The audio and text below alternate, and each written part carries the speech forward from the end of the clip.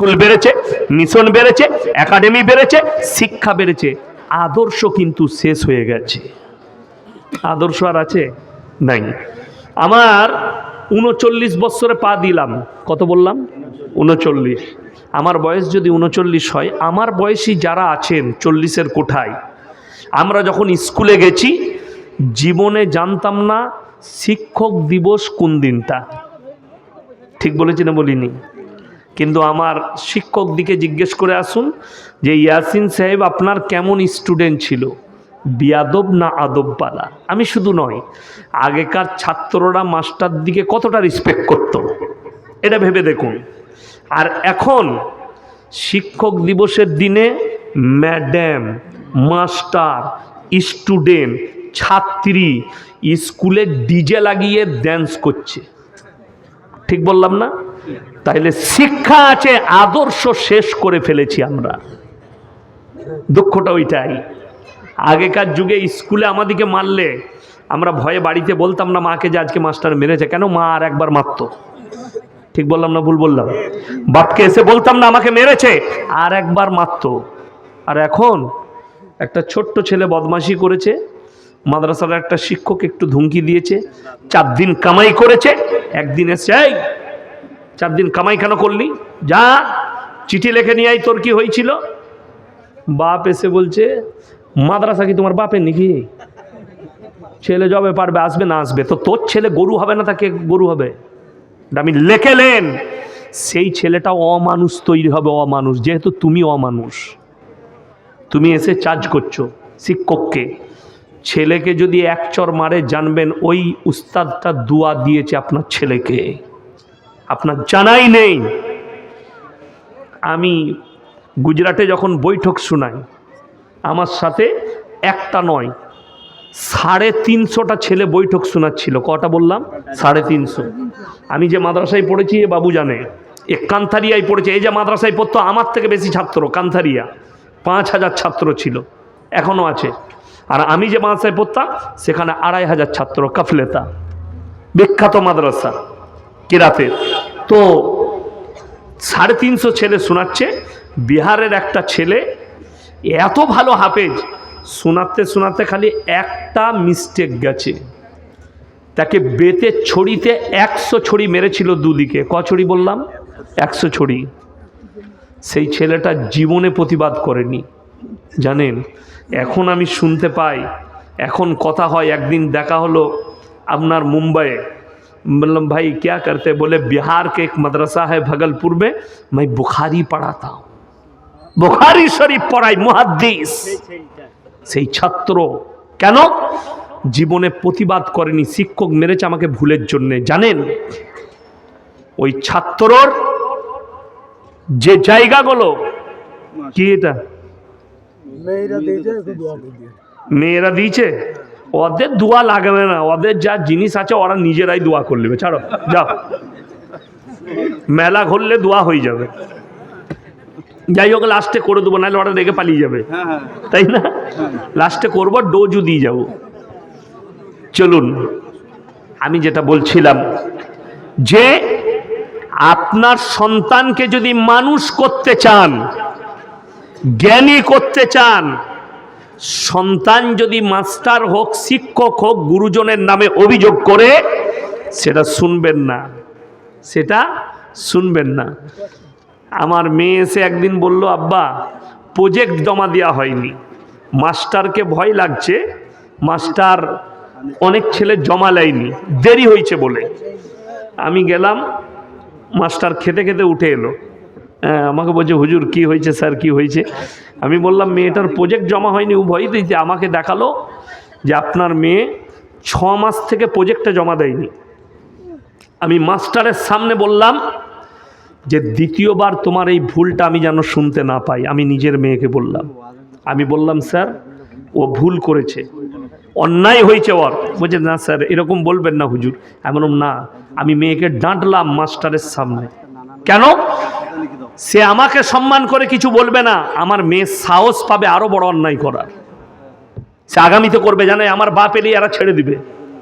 ওই জন্য আমি ডাঁটলাম, যার পর জীবনে তোমাকে স্কুলই পড়তে দেবো না, আমি ছাড়িয়ে দেবো, এরকম বিয়াদবি করলে আমাকে যেন স্কুলে যেতে না হয়, সেই মেয়ে আর জীবনে ভুল করবে না। আর আপনি যদি মেয়ের হয়ে কি হয়েছে কি জমা লিবেন না কেন, সেই মাস্টার আপনার ভয়ে জমা লিবে, আপনার মেয়ার মানুষ হবে না, অমানুষ তৈরি হবে। এটা লিখেলেন, অমানুষ। আমার হেডমাস্টার এখন যিনি আছেন, প্রবীর বাবু নাম, স্কুলে যতগুলো মাস্টার আছেন আমাকে কেউ পড়ায়নি, একমাত্র প্রবীর বাবু পড়িয়েছেন, এখন উনি হেড হয়েছেন। সেদিনে গেলাম, এগিয়ে এলো, ভালো আছেন বাবু? আমি বললাম ভালো আছি স্যার, আপনি ভালো আছেন? বলে আমি তো তোমার আর তোমার বাবার প্রোগ্রাম আমি দেখি। আমাকে মোবাইলে দেখালো, এত মোবাইল খুললি তোমার আর তোমার বাবার প্রোগ্রাম। হিন্দু ব্যক্তি মাস্টার, খুব ভদ্র অমায়িক, আমার জীবনের মাস্টার। তিনি কেন সম্মান করে জানেন? পড়ার জীবন থেকে তিনাদিকে সম্মান করেছি, রিসপেক্ট করি। আপনি সম্মান করেন। আর বাবা যারা আছেন, মাদ্রাসায় পাঠান আর স্কুলে পাঠান আর যেখানে মিশনে পাঠান, ছেলে যদি অভিযোগ করে, ছেলের অভিযোগ শুনবেন না, আগে হাকিকত জানবেন। ছেলের ভুল থাকলে মাস্টারের সামনে এক চড় মারুন, আপনার ছেলে মানুষ হবে। আজকে তো খালি ডিম ভাত খাচ্ছে আর থালা বাজিয়ে ঘর আসছে। সরকার বলে দিয়েছে ভাত পাবে 8 পর্যন্ত, ভাত পাবে না, পাবে না রোজ। আমার মেয়ে একটা প্রাইমারি স্কুলে পড়ে, তো খাই না, মাঝে মাঝে দেখছি ডিম নিয়ে। আমি ডিমটা কোথায় পেলি? বলে দিয়েছে স্কুলে। আমি তাই? বলে আমি, আমার মেয়ে, ছোট মেয়ে ডিম সিদ্ধ খাই না। আমি বললাম এটা, আমাকে বলে আব্বু তুমি খেয়ে নাও। আমি কোথায় পেয়েছিস? আমি বললাম ও বিড়ালটাকে নাহলে কুকুরটাকে দিয়াই। এইসব খেয়েই তো সব শেষ হয়ে গেল, পড়ালেখা উঠে গেল। ঢোল বাজা, থালা বাজা, ঘন্টা পড়বে, খানা শুরু, দিয়ে স্কুলে পড়ালেখা উঠে গেল। এই মৌলবি যারা বসে আছে, আমরা যখন পড়েছি, এখন তো অনেক ভালো মাদ্রাসার সিস্টেম, আপনারা তো অনেক টাকা দিচ্ছেন, তখন আমরা সোজা করে ভালো খাবার পাইনি, পুঁই শাকের ঘ্যাঁট আর ভাত খেয়েছি। এখন তো রোজ মাংস খাচ্ছে বাচ্চারা, অনেক ছেলেরা। ওই জন্যে শুনেলেন, যারা এখানে আছেন মাদ্রাসায় বাচ্চাকে পাঠান না, তারা চরম ক্ষতি করছেন নিজের সন্তানের।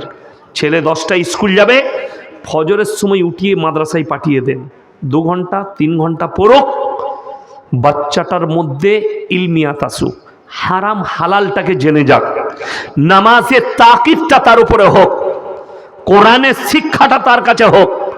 তা না হলে আপনি মরে যাবেন, বড় হওয়ার পরে মৌলবি হায়ার করতে হবে। মৌলবি হায়ার জানেন? বাপ মরে গেছে, ফজরের পরে বাপের কবর জিয়ারত করবে, মসজিদের দরজায় দাঁড়িয়ে আছে, নামাজ শেষ, হুজুর হুজুর আমার বাপের কবর জিয়ারত করে যাবেন না? তুই পারবি না, ওকে নিয়ে যাবি।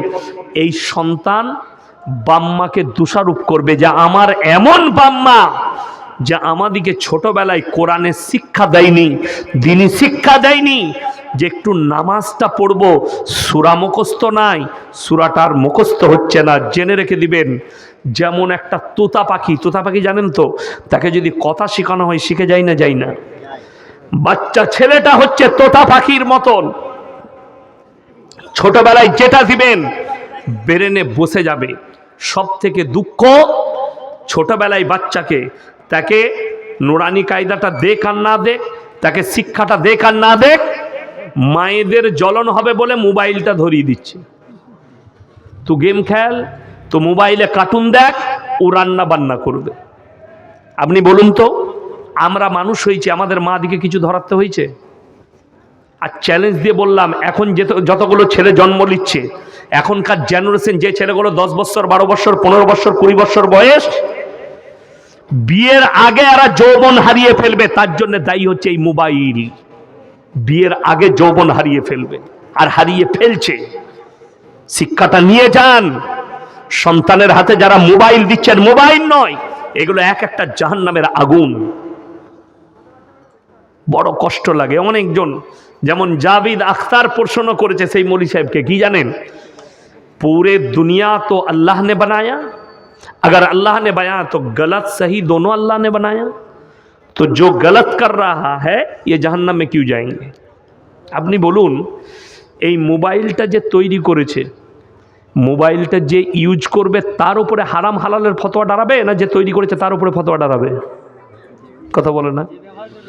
আচ্ছা, ছুরি তৈরি করে না কামাররা? তো ছুরিটা তৈরির পরে ছুরিটা আপনি বাড়িতে গরু জবাই করার জন্য নেবেন, মুরগি জবাইয়ের জন্য নেবেন, কোনো ডাল কাটার জন্যে, আপনি নিয়ে যদি মানুষ কাটেন তাও কামারের দোষ কি হলো? কথাটা বুঝতে পেরেছেন না পারেনি? কামারের দোষ হবে? তৈরি করেছে সে, ইউজ করনেওয়ালার হচ্ছে দোষ। আল্লাহ আপনাকে সৃষ্টি করেছে। আচ্ছা, আপনারা ভাত খান না গু খান? ভাত খান তো? গু কেউ খায় না, গুকে খায় পাগলে। মাথাটা চলে গেলে কোনো লোক যদি গু খায় তাকে পাগল বলবে। তাইলে এই বুদ্ধিটা যখন আছে যে আমি প্লেটে ভালো খাবারটা খাবো, আপনাদের এখানে বেলডাঙ্গাতে সবজি বাজার আছে, আখের মিল আছে, আছে না নয়? সবজি এখানেও আছে, মোড়েতে পাবেন। তো কোনো এরকম ভালো লোক আছে গিয়ে বলবে পচা টমাটোরগুলো ভরবি তো, 2 টাকা বেশি দেবো কিলোতে? কেউ নিবে? তাকে পাগল বলবে লোকে। তুমি বাঁধাকপিটা দেখে নিবে, ফুলকপিটা দেখে নিবে, টমাটোরটা দেখে নিবে, মাছটা দেখে নিবে পেটটা গলা কিনা। তুমি মাছটা চিনতে পারলে পচা কিনা, টমাটো চিনতে পারলে। আর তুমি ভালো মন্দ বুঝতে পারোনি, ওই জন্য অনেক নেমো খারাম কি বলে জানেন? ওয়া তো মৌলী সাহেবরা বলেই দিয়েছে যে আল্লাহ হিদায়ত দিবে, তো আমি হিদায়ত দিলে নামাজ পড়বো। বলে না এ এক হারামখোর। কি বলে, এদিকে জুতো মারার আর লোক নাই।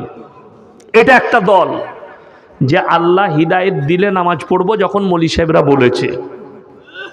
আমার বন্ধুগণ, আল্লাহ গোটা পৃথিবী সৃষ্টি করেছে বৈধ আর অবৈধর জন্য কোরআন আর রসুলের হাদিস, ঠিক কিনা কথা বলেন? তাহলে কোরআন থেকে যখন বুঝতে পারবেন আল্লাহ এই জিনিসটাকে বৈধ করে দিয়েছে, জাহান্নাম আর জান্নাত আছে না নেই? কোরআন শোনাবো আপনাদেরকে। পৃথিবীতে আল্লাহ যা কিছু সৃষ্টি করেছে জোড়া জোড়া। কি বললাম? জোড়া জোড়া। আলাম নাজালিল আরদা মিহাদা ওয়াল জিবালা আওতাদা ওয়া খালাকনাকুম আজওয়াজা। সব আমি জোড়া জোড়া সৃষ্টি করেছি। আমি আল্লাহ খালি বিজোড়। আসমান আর জমিন, স্থল আর পানি, নারী আর পুরুষ, ভালো আর মন্দ, কালো আর সাদা, উঁচু আর নিচু, সব আমি জোড়া জোড়া করেছি। আমি আল্লাহ খালি বিজোড়। জোরে বলুন সুবহানাল্লাহ। সব জোড়া জোড়া, আমি আল্লাহ খালি বিজোড়। তাহলে ভালোটাও আছে, মন্দটাও আছে। তোমার বিবেক যখন বলছে, দেখুন আপনি খাবার খেতে, আমরা দস্তরখানে বসলে বিবি অনেকগুলো তরকারি দেয় না? দেয় না? আমি মেহমান এসছি, আমাকে এক তরকারি দিয়ে ভাত দেবেন না, মেহমানকে 3-4টা তরকারি দেন, 4-5টা তরকারি দেয়।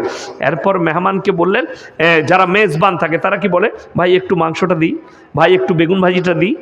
এরপর যে মেহমান থাকে সে বলে না বেগুন ভাজি খাবো না, না দাদা আমাকে মাংস দেন না, ভাই আমাকে মাছ দেন। সে তার পছন্দ মতো খায় না? খায় না? খাই। তাহলে তোমার ব্রেন যখন এটা বলছে এই মাংসটা আমার জন্য ভালো হবে, তাহলে তুমি যখন নিজেকে মুসলমান বলছো, আল্লাহর কিতাবকে ফলো করবে, রসুলের আদর্শকে ফলো করবে, তখন তুমি ভালো মন্দটা বুঝতে পারছো না। তুমি খাবার বেলায় বুঝতে পারছো, পেটে ভরার বেলায়, আর আমল করার বেলায় বুঝবে না। এইটাই হচ্ছে দুঃখের, বেদনার। সকল ভাইকে বলবো, নিয়ত করুন আমরা আমাদের বাচ্চাদিকে দিনী শিক্ষা দেবো। জোরে বলুন ইনশাআল্লাহ। প্রত্যেকটা নারী পুরুষের জন্য দিনী শিক্ষা অর্জন করা ফরজ। বাচ্চা যদি অভিযোগ করে, বাচ্চাকে এক চর মারুন, ঘুরিয়ে শিক্ষককে মারতে যাবেন না। আপনার ছেলেটা গরু না হলে গাদা হবে। আমি মৌলবি শওকতের বেটা মৌলবি ইয়াসিন বলে গেলাম, কাগজে লেখেলেন। আপনি মরণে ওয়া দিতে হবে না, কম মরার সময় কলমা পড়ে লাভ নাই, ভাই ভুলে গিয়েছে। যাই হোক, ও চলবে, বিনা ব্যাজবালাই মাল আমি, কি বুঝলেন? আমি যেটা বলছি, প্রত্যেকটা ভাই এরপর নিয়ত করুন আমরা মুমিন হব। জোরে বলুন ইনশাআল্লাহ। আমি সব জায়গায় বক্তব্য এখন দিতে একটু দ্বিধাবোধ করছি, কেন জানেন? গাল খাওয়া লোক আমি। মোবাইলটা খুলেন, কারা গাল দিচ্ছে? সুদখোর, গাঁজাখোর, মাতাল, অমানুষ, লটারিওয়ালা বলে এর বিরুদ্ধে বলছে। কি বুঝলেন? যেমন আপনারা সকলে জানেন, আচ্ছা, সুদটা হারাম, এটা মৌলবীদের কথা না আল্লাহর কথা? আল্লাহর কথা। ওয়াহাল্লাল্লাহুল বাইয়া ওয়া হাররামার রিবা, ব্যবসাকে হালাল করেছি, সুদকে হারাম করেছি। এরপর যদি মুসলমান সুদ খায় তাকে কি বলবো? আল্লাহর ওলি বলবো তো নাকি? না, হারামখোর। আমার বর্ধমান টাউনে একজন ফোন করে বলছে যে আপনি গালি দেন কেন? আমি বললাম কই গালি তো দিই নাই। আচ্ছা, আপনারা আমার জলসা শুনেছেন না শুনেন মোবাইলে? আমি মা বোন তুলে কেউ কি গাল দিয়েছি? ইমানদারির সঙ্গে বলুন, দিই নাই। সে বলছে, আমি বললাম কি গাল দিয়েছি প্রমাণ দাও। বলছে ওই যে হারামখোর বলেন। আমি বললাম যে সুদ খায় তাকে কি বলবো ভাই, তুমি শিখিয়ে দাও। কি বলবো তুমি বলো? বলছে হারামখোরটা বললে খারাপ লাগে। মানে তুই সব থেকে বড় হারামখোর, তুই ওই রকমই মাল। তুই হয় সুদখোর হবি, নাহলে লটারি, নাহলে মদ বিক্রি করিস, তা না হলে তোর গায়ে তো লাগবে না। কথাটা বলেন। আচ্ছা, আমি যদি বলি চুরি করা হারাম, কার গায়ে লাগবে? চোরের গায়ে। যে চোর লয় তার গায়ে লাগবে? লাগবে না। যেমন এখন আমি একটা বক্তব্য শুরু করব আপনাদের কাছে, রাগ করবেন না। আল্লাহর কসম করে বলছি, হকের জিত আছে, না হকের জিত নেই। আজকে মুসলমান জাতি শেষ হয়েছে, নিজেদের নিজেরাই ক্ষতি করেছে। আল্লামা ইকবাল লিখেছেন, ইস ঘর কো আগ লাগি ঘর কি চিরাগ সে। মুসলমান তোমরা নিজেদের ঘরে নিজেরা আগুন ধরিয়েছ, অপরকে গালি দিয়ে লাভ হবে না। কাকে গালি দেবেন আপনি? কোরআন শুনেলেন, এত সুন্দর ভাষা কোরআন বলেছে। পৃথিবীর কোন মানুষ, কি বললাম? মানুষ বললাম না মুসলমান বললাম? মানুষ, এটা কোরআনের ভাষা। আল্লাহ কোরআনে কোনো ধর্ম মেনশন করেননি। কোন মানুষ যদি কোনো মানুষকে অন্যায়ভাবে হত্যা করে, সে যেন গোটা মানব জাতিকে হত্যা করলো। কোন মানুষ যদি কোনো মানুষের উপকার করে, সে যেন গোটা মানব জাতির উপকার করলো। আপনাকে একটা বাস্তব চিত্র বলি, রসুলের হাদিস আছে, মুমিন তোমরা ততক্ষণ হতে পারবে না যতক্ষণ পর্যন্ত তোমার কাছ থেকে তোমার প্রতিবেশী সুরক্ষিত নয়। সুরক্ষা মানে কি? শুধু হাতের নয়, হাতের, জুবানের, ব্যবহারের, আখলাকের, চরিত্রের, চারিদিক দিয়ে সে যেন কষ্ট তোমার কাছে না পায়। আজকে আপনাকে আমি বহরমপুর কোর্টে, মানে মুর্শিদাবাদের 1000টা কেস দেখাবো, ড্রেন নিয়ে, জায়গা নিয়ে। হয়ে আছে না নাই?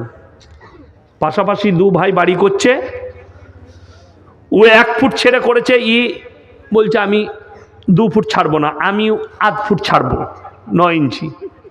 বলছে মধ্যে দিয়ে একটা ড্রেন যাবে, বড় ভাই বলছে যেতে দেবো না, ছোট ভাই বলছে দেবো। তাহলে কি করবি? মারামারি, কোর্টে মামলা। সে মামলা এখনো চলছে। আচ্ছা বলুন তো, মরে যাওয়ার পরে ওই জায়গাটাও সাথে করে নিয়ে যাবে তো কবরে? হাই আল্লাহ! মুসলমান, আমি বললাম না যে নিজের ঘরে নিজের আগুন ধরা, অথচ রসুল বলেছে তারা মুমিনই হতে পারবে না। তুমি দেখো না তোমার বাড়ির পাশে কোন ব্যক্তি বাস করছে, সে হিন্দু হোক, দলিত হোক, আদিবাসী হোক, খ্রিস্টান হোক। ক্ষুধার্ত হলে খাবার দাও, বস্ত্রহীন হলে বস্ত্র দাও, বিপদে পড়লে পাশে দাঁড়াও। এইটাই হচ্ছে রসুল সাল্লাল্লাহু আলাইহি সাল্লামের আদর্শ।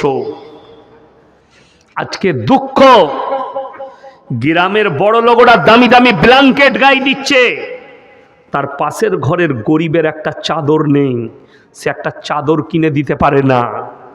কিন্তু কি বলছে জানেন? আমি বেলডাঙ্গায় মাদ্রাসায় গিয়ে 50,000 দিয়ে এলাম, তুই ঝাঁটা জুতো খাবি কবরে, লেখে লাও। এই মাদ্রাসার আদায় হচ্ছে। আপনি ইয়াসিন সাহেবকে ভালোবাসেন, আমার হাতে 10,000 টাকা দিলেন, অথচ আপনি খোঁজ রাখেন না আপনার পাশের গরিব আব্দুর রহমান খেতে পাই না। আমি বলে যাচ্ছি আল্লাহর কসম, দান কবুল হবে না। এটা কোরআন। ওয়া আতিদাল কুরবা, কাছের গরিবকে আগে দেখো। নবীজি সাল্লাল্লাহু আলাইহি সাল্লামের হাদিস, তোমরা তোমাদের বাড়ির দেওয়ালটা এত উঁচু করো না তোমার পাশের গরিবের গরিবিটা না দেখতে পাও। আজকে আপনি ভেবে দেখুন, গরিবিটা তো দূরের কথা, এই যে হক, রসুলের হাদিস শুনেলেন, কিয়ামত তোমরা বুঝতে পারবে কখন? যখন তোমরা দেখতে পাবে অশিক্ষিত সাধারণ মূর্খরা নেতৃত্ব দিচ্ছে আর শিক্ষিতরা চুপচাপ বসে দেখছে। আজকে পশ্চিমবাংলায় বেশিরভাগ, আপনাদের জলসা বলে বলি নাই, পশ্চিমবাংলায় 100টা জলসার মধ্যে 90টা জলসা কমিটি বেনামাজি, নামাজি পড়ে না। ঠিক বললাম না ভুল বললাম? যদি কোনো বাপের বেটা টক্কর নেয়, সে আমার সঙ্গে যে কোনো জলসায় অ্যাটেন্ড করবে, সব কমিটি ব্যাচওয়ালাগুলোকে দাঁড় করাবো, আর গ্রামের লোক দেখে বলে দিবে এটা 5 ওয়াক্তের। আর আমারটা যদি মিথ্যা হয় আমি উইথড্র করে নেবো, ক্ষমা চেয়ে নেবো। আর আমি বাস্তব বলছি, এটা নেতৃত্ব দিচ্ছে কে? অশিক্ষিত সাধারণ। আজকে গ্রাম থেকে পাপ না মুছার কারণ আলেমরা দায়ী নয়, হাদিস কোরআন দায়ী নয়, ইসলাম দায়ী নয়, কিছু কিছু নেমো খারাম আমাদিকে দায়ী করছে। জলসা করে কি হবে? বয়ান করে কি হবে? জলসা দিয়ে কি হবে? গ্রামের লোকের পরিবর্তন হচ্ছে না। তুমি কি মেহনত করলে? এরপর যদি বলেন পরিবর্তনের লাইন, আমি ইয়াসিন বলে যাচ্ছি। গ্রাম থেকে রেজুলেশন করুন, পাস করান, মসজিদে দাঁড়িয়ে সেক্রেটারি শোনাবে কি, যে লোক সুদ খাবে, সুদের ব্যবসা করবে প্রকাশ্যে, তার কোনো চাঁদা মসজিদে নেওয়া হবে না, ইমামকে ভাত দিতে পাবে না, তাকে আমরা সমাজে মিশতে নেব না। আমি বলছি কাল কি সুদ ছাড়বে? রাজ্যটার নাম হচ্ছে মধ্যপ্রদেশ, শহরটার নাম ইন্দোর। আমি 2 বার জলসা করেছি ইন্দোরে, বাঙালিদের জলসা। 10-12 হাজার শ্রোতা হয়, দারুণ খাবার খাওয়াই। আমি 2 বার জলসা করেছি। যাই হোক, ওই মধ্যপ্রদেশের সমস্ত আলেমরা, দেওবন্দি, আহলে হাদিস, বেরেলি, যত তবকার মৌলবি আছে, এক কাছে বসে তারা মিটিং করে ফাইসালা করেছে, কোনো মুসলমান বেটার বিয়েতে যদি পণ নেই, বেটার বিয়েতে যৌতুক নেই, বেটার বিয়েতে, বিটির বিয়েতে গান বাজনা করে, অশ্লীল কাজ করে, সেই নিকাহ কোনো মৌলবি পড়াবে না। গোটা মধ্যপ্রদেশে যৌতুক বন্ধ হয়েছে, গান বাজনা বন্ধ হয়েছে, আলেমদের আদেশে চলছে সুন্নত তরিকায়। অবাক হবেন, আমি আজ থেকে 5-6 বছর আগে ধানবাদ জেলা, বিহারে, থানাটার নাম চন্দন কিয়ারি, জলসা করতে গিয়েছিলাম। গ্রামটার নাম নডিহা। 1000-এর বেশি আলেম হাফেজ আছে। আমি আসরের সময় ঢুকে গেছি, অনেক রাস্তা, তাড়াতাড়ি বেরিয়েছিলাম সকাল 10টায়, আসরের সময় ঢুকেছি। সেখানে আমার একটা বন্ধু আছেন খাস, মুফতি মনজার আলম কাসমি, ভালো মুফতি। তো আমি ওই আসর থেকে রাত 2টো পর্যন্ত ছিলাম সেই গ্রামে। তারপরে আমি আসার সময় মুফতি সাহেবকে বললাম, ভাই মেরে কো ইতনা আচ্ছা লাগা। কি হয়েছে? কি হয়েছে বলো তো? কিছু হয়েছে? আমার বাপের ডায়লগ শোনা নাই, বিয়ে দিয়ে দেবো, কেঁদে মরে যাবি।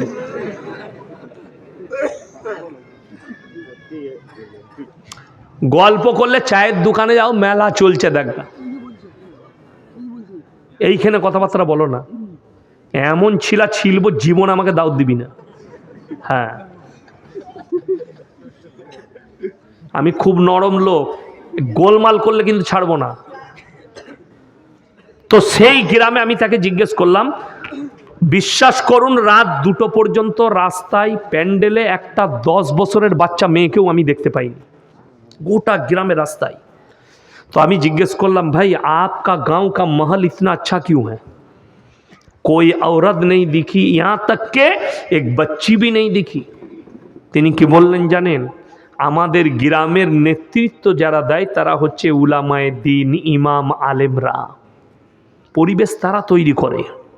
বিশ্বাস করুন, গ্রামের পরিবেশ তৈরি করতে চাইলে ইমামকে নেতা হিসাবে সিলেক্ট করুন, আলেমদিকে নেতা হিসাবে সিলেক্ট করুন, গ্রামের পরিবেশ তৈরি হবে। আর যদি গাঁজাখোর মাতালকে নেতা ভাবেন, তো জিনা করার, গাঁজা করার মাতাল আর গুটকাখোর ছাড়া কিছু তৈরি হবে না। আমি বললি খারাপ মৌলবি, আমাকে দাওয়াত দিবেন না, আলহামদুলিল্লাহ। দাওয়াতের ভুকা ইয়াসিন নয়, আমি বাস্তব সত্য যেটা সেটা বলছি। আপনি বলুন তো, মসজিদে ইমাম রাখলে ইন্টারভিউ লিয়া হয় না? হয় না? কথা বলে না? এলাকার আলেম দিকে ডাকে না? যে দেখুন তো একটা ইমাম এসছে, এটা চলবে কি না, বা তাকে জিজ্ঞেস করে কোথায় পড়াশোনা করেছেন, ডিগ্রি কি আছে, বাড়ি কোথায়, 5 বার যাচাই করেন। একটা ইমামের এত ইন্টারভিউ হয়, অথচ মসজিদ কমিটি তৈরি করলে সুদ খেয়ে বড় লোক হোক, লোকের মেরে নিয়ে হোক, চুরি করে হোক, পয়সা থাকলেই সে কমিটি। রাগ করে না, বাস্তব বলছি। কোনোদিন এই শর্তটা জিজ্ঞেস করেছেন যে মাদ্রাসায় এতগুলো শিক্ষক আছে, হুজুর কোন কোন লোক কি কি চরিত্র থাকলে সে মসজিদ কমিটিতে থাকতে পারবে, একটু লিখে দেন তো? কেউ এসছে কোনোদিন? জালিলিয়া সুরুলিয়া এত বড় বড় মুফতিরা আছে, 2টো মাদ্রাসা, সারগাছি 3টে মাদ্রাসা, এরা যদি প্রমাণ দিতে পারে অমুক গ্রাম থেকে এসে আমাদের কাছে লিখে নিয়ে গেছে কি কি শর্ত থাকলে মসজিদ কমিটিতে থাকবে, আমি ইয়াসিন বাই ক্যামেরা ভুল স্বীকার করবো, একটাও গ্রামের লোক আসেনি। কিন্তু আমি আপনাকে দেখিয়ে দেবো, ইমামটার ইন্টারভিউ লিবার জন্য মৌলবি ডেকেছে। ইমামের ইন্টারভিউ হবে, আর মসজিদের সেক্রেটারি করবে, মসজিদের ক্যাশিয়ার করবে, মসজিদের প্রেসিডেন্ট হবে, তার ইন্টারভিউ হবে না? অনেকজন তো বলবো ভাইয়ের সম্পত্তি মেরে নিয়ে হজ করে এসে মসজিদের সেক্রেটারি, হ্যাঁ মতোয়াল্লি সেজেছে। আমি দেখি দেবো, আমার বর্ধমানে আছে। অবাক করার তথ্য দিচ্ছি, একটা নার্সভূমে বর্ধমানে একজন মারা গেছে। আমি কোন গ্রামের বলবো না, কিন্তু বর্ধমান টাউনে ঘটনাটা ঘটেছে। নার্সভূম বড়, মারা গেছে। আজকেও আমার সাথে এসছে। আশা নার্সভূমের মালিক নাসির ভাই, আমার খুব কাছের মানুষ অন্তরে, আমার সাথে এসছে আজকে জলসায়, সাথে নিয়ে এসছি। কই পানি দেন তো। তো রাত 2টোর সময় বাপ মরে যাচ্ছে, ক্যাবিনে আছে, মারা গেছে। একটা আয়া আছে নার্স, তার সাথে বাইরে বেটা দাঁড়িয়ে ছিল, বড় বেটা, তাকে এসে বললে তোমার বাপ মারা গেছে। তাকে বললে কেউ কি বলবি না, চুপ করে থাক। হ্যাঁ আলহামদুলিল্লাহ, কেউ কি বলবি না, তোকে 10,000 টাকা দিচ্ছি। তার হাতে 10,000 টাকা দিয়েছে, ওই মরা বাপের টিপ নিয়েছে, মরা বাপের কাগজে, অথচ সে মাল মসজিদ কমিটিতে আছে। আমি নাম করব না, যদি সে আমার জলসাটা শুনে তুমি হারাম কর বুঝে নিবে, তোমাকেই বললাম, পারিস তো আমার যা পারি করে নিবি, নাম তো আমি লিই নাই। কথাটা ঠিক কি না? নাম, আর তুমি যদি করে থাকো তোমার গায়ে লাগবে না, লাগবে কেন? তারপরে যখন জানাজা হয়ে গেছে, 1 মাস কেটে গেছে, ভাইরা বলছে বাপ তো মরেই গেল, 3টে ভাই, তা এই সম্পত্তিগুলো ভাগ করলে, কে কোন জমিটা নিবি সব ভাগ করলি, আই ভালো, বাপ মারা গেছে। ই তখন বলছে ভাগ করবি কি মানে, বাপ তো লেখে গেছে আমাকে, সারা কাগজ দেখাচ্ছে, তোর মাথা খারাপ, বাপের টিপ, বাপের সই। বাস সন্দেহ হলো একটা ভাইয়ের, শিক্ষিত, সে নার্সিংহোমে গিয়ে বললে পরিষ্কার, যে তারিখে আমার বাপ মরে হলো সিসি ক্যামেরা খুলো। রাতের বেলায় যেমনি খুলেছে, মেয়েটাকে 10,000 দিয়েছে, ধরা পড়েছে, টিপ লিখছে, ধরা পড়েছে। মাল যাবে কোথায়? তাকে নিয়ে এসে দেখিয়েছে ক্যামেরাটা, দেখো তুমি কি কাণ্ড করেছো। বিচার ডাকলো, গ্রামের লোকও মনে মনে ভাবলো আচ্ছা মসজিদ কমিটি পেয়েছি আমরা। চোর, বাপের সম্পত্তি মেরে নিচ্ছে। ওই জন্যে বলে দিই শুনেন, আজকে আমাদের সমাজ ব্র্যান্ড চিনতে পারেনি। ব্র্যান্ড মানে বুঝেন, ব্র্যান্ডেড মাল, কি বুঝলেন? ঘড়ি পড়ে আছে, এই ঘড়িটা কোথাকার কে বলতে পারবে? এই ঘড়ি আমাদের দেশের লয়, এটা সৌদি আরবের ঘড়ি। আমাকে একজন গিফট করেছে, হজরত মোল্লা জাকারিয়া সাহেব রহমতুল্লাহ আলাই, কাঁটাদিঘি মাদ্রাসার, মহিলা মাদ্রাসার যিনি সেক্রেটারি, ওনার ছেলে আমাকে এটা গিফট করেছে। তো এই ঘড়িটা হচ্ছে ব্র্যান্ডেড ঘড়ি। এখন এই ব্র্যান্ডটা আপনাদেরকে আমি বুঝিয়ে দিই। আমি 3 বছর আগে জলসায় গিয়েছিলাম হায়দ্রাবাদ। হায়দ্রাবাদে 11টায় জলসা শেষ করেছি, দিয়ে আমাকে নিয়ে গেল ওই আপনার চারমিনার আছে, যেখানে সব ঘুরতে যায়, প্রচুর ভিড়। গেলাম, এই পায়েস ফায়েস, তারপরে আপনার আতার পায়েস, ফালুদা এসব খাওয়ালো। একটা ছেলে দেখছি ঠেলা গাড়িতে ঘড়ি বিক্রি করছে, এই চকচকে পারা। আমি বললাম কিতনা রুপে? একটা কালো ঘড়ি আমার পছন্দ হলো। ভাই কিতনা কিমাতে? বলে হাজার 200 রুপये। আমরা 150 में मिलेगा? বলে লে লিজিয়ে। আমি নিলাম, হাতে পরে নিয়ে টাকা মিটিয়ে দিলাম। রাত্রে ফজরের সময় উঠে সেই ঘড়ি পড়ি, মক্কা মসজিদের পাশে নামাজ পড়লাম একটা গোল মসজিদে, পেস্তা হাউসে চা খেলাম 2 কাপ, চলে গেলাম এয়ারপোর্টে। নামলাম আমি এসে দুর্গাপুর কাজী নজরুল ইসলাম এয়ারপোর্টে। আমার ড্রাইভার আমাকে গাড়িতে তুললো, আপনাদের মুর্শিদাবাদ ধুলিয়ানে জলসাই এলাম। জলসাই ঢুকলাম, হাতে ঘড়িটাই আছে। আমি বললাম তোমরা কি ব্র্যান্ড চিনো? বলে হুজুর চিনি। আমি বললাম আমার হাতের ঘড়িটা কত দাম হতে পারে বলো। একজন বললে হুজুর 25,000 টাকা, একজন বললে হুজুর 17,000, একজন বললে 2500, একজন বললে 3,000, একজন বললে 1200, একজন বললে 1500। যতজন দাম বলেছে সবাই ঠিক বলেছে, ভুল কেউ বলেনি। কেন বলুন তো? যে 25,000 বলছে সে জানে ইয়াসিন সাহেবের মতো বক্তার হাতে ঘড়ি আছে মানে মালটা কমা হবে না। কথাটা বুঝতে পেরেছেন? এই ভেবে সবাই দাম বলেছে। লাস্টে আমি বললাম বাবা ঘড়িটার দাম 150 টাকা, যদি কেউ 25,000 টাকায় নিতে চাও তো আমি খুলে দিচ্ছি, টাকাটি আমাকে দাও। অত দিতে হবে না, 10 দিলেই হবে। আমি জানি 150 মাল 10-এ গেলে অনেক লাভ, তাই না? কিন্তু দুঃখের বিষয় আমি বললাম আসল বাঁশটা দিই নাই, দাঁড়ান বাঁশটা দেবো। এখন তো আমি হাসির মজাকে বুঝাচ্ছি। একটা গরিবের ছেলে আপনাদের গ্রামের সকালবেলায় যদি ছিঁড়া প্যান্ট পরে বাজারে যায়, চায়ের দোকানে 10টা লোক বসে থাকলে বলবে আরে এ তো গরিবের ছেলে, ও পয়সা নেই। বলবে না? বলবে না? খেটে খায়, আর বাপ কাজ করে, গরিবের ছেলে। ওই ছিঁড়া প্যান্টটা ওর কাছ থেকে নিয়ে শাহরুখ খানকে পরিয়ে দেন, ওরে বাবরে কোথায় দারুণ মালবে, কোন দোকানে পাওয়া যাবে বলতো? লোকটা পাল্টালো, মালটার দাম পাল্টি গেল, ছিঁড়া প্যান্ট। অথচ রসুলের হাদিস শুনেলেন বর্বরতার যুগের পাপগুলো কিয়ামতের পূর্বে মডেলিং হয়ে ফিরে চলে আসবে। তার একটা দলিল শুনবেন, এই দলিলটা দিলে অনেক হারামখোরের গায়ে লাগবে। কেমন বলে দিই। এমন একটা যুগ ছিল, আদিম যুগের ঘটনা পড়েছেন না পড়েননি? পড়েন না আদিম যুগের ঘটনা? কি লেখা আছে ইতিহাসে? মানুষ আগে বাঁদর ছিল, তারপরে উন্নতি লাভ করে। তা আমি খালি চিন্তা করছি আল্লাহ, কলকাতা আলিপুর চিড়িয়াখানায় এতগুলো বন মানুষ আছে, 30 বছরও একটা মানুষ করতে পারলে না। তার মানে ইতিহাসটা যে লিখেছে এমনি লেখে নাই, 14.5 কেজি গাঁজা খেয়ে লিখেছে। বাঁদর আলাদা সৃষ্টি, ইনসান আলাদা সৃষ্টি, অথচ ইতিহাসে লিখে দিয়েছে বাঁদর থেকে মানুষ হয়েছে। যা বুঝে করগা, তোরা খুঁজে বেড়া মাল কোথায় আছে। যাই হোক, মানুষ আগে কাপড় পরতে জানতো না, ঠিক কিনা? এরকম ব্র্যান্ডের কাপড় ছিল, এরকম লুঙ্গি ছিল। মানুষ গাছের ছালের কাপড় করে পরতো, বস্তার মতো পরতো, উলঙ্গ থাকতো, ছিঁড়া কাপড় পরতো। এটা ছিল বর্বরতার যুগে। অনেক মহিলা, অনেক মানুষ ন্যাংটো ঘুরে বেড়াতো, যারা বর্বর ছিল, যারা জিনায় লিপ্ত থাকতো।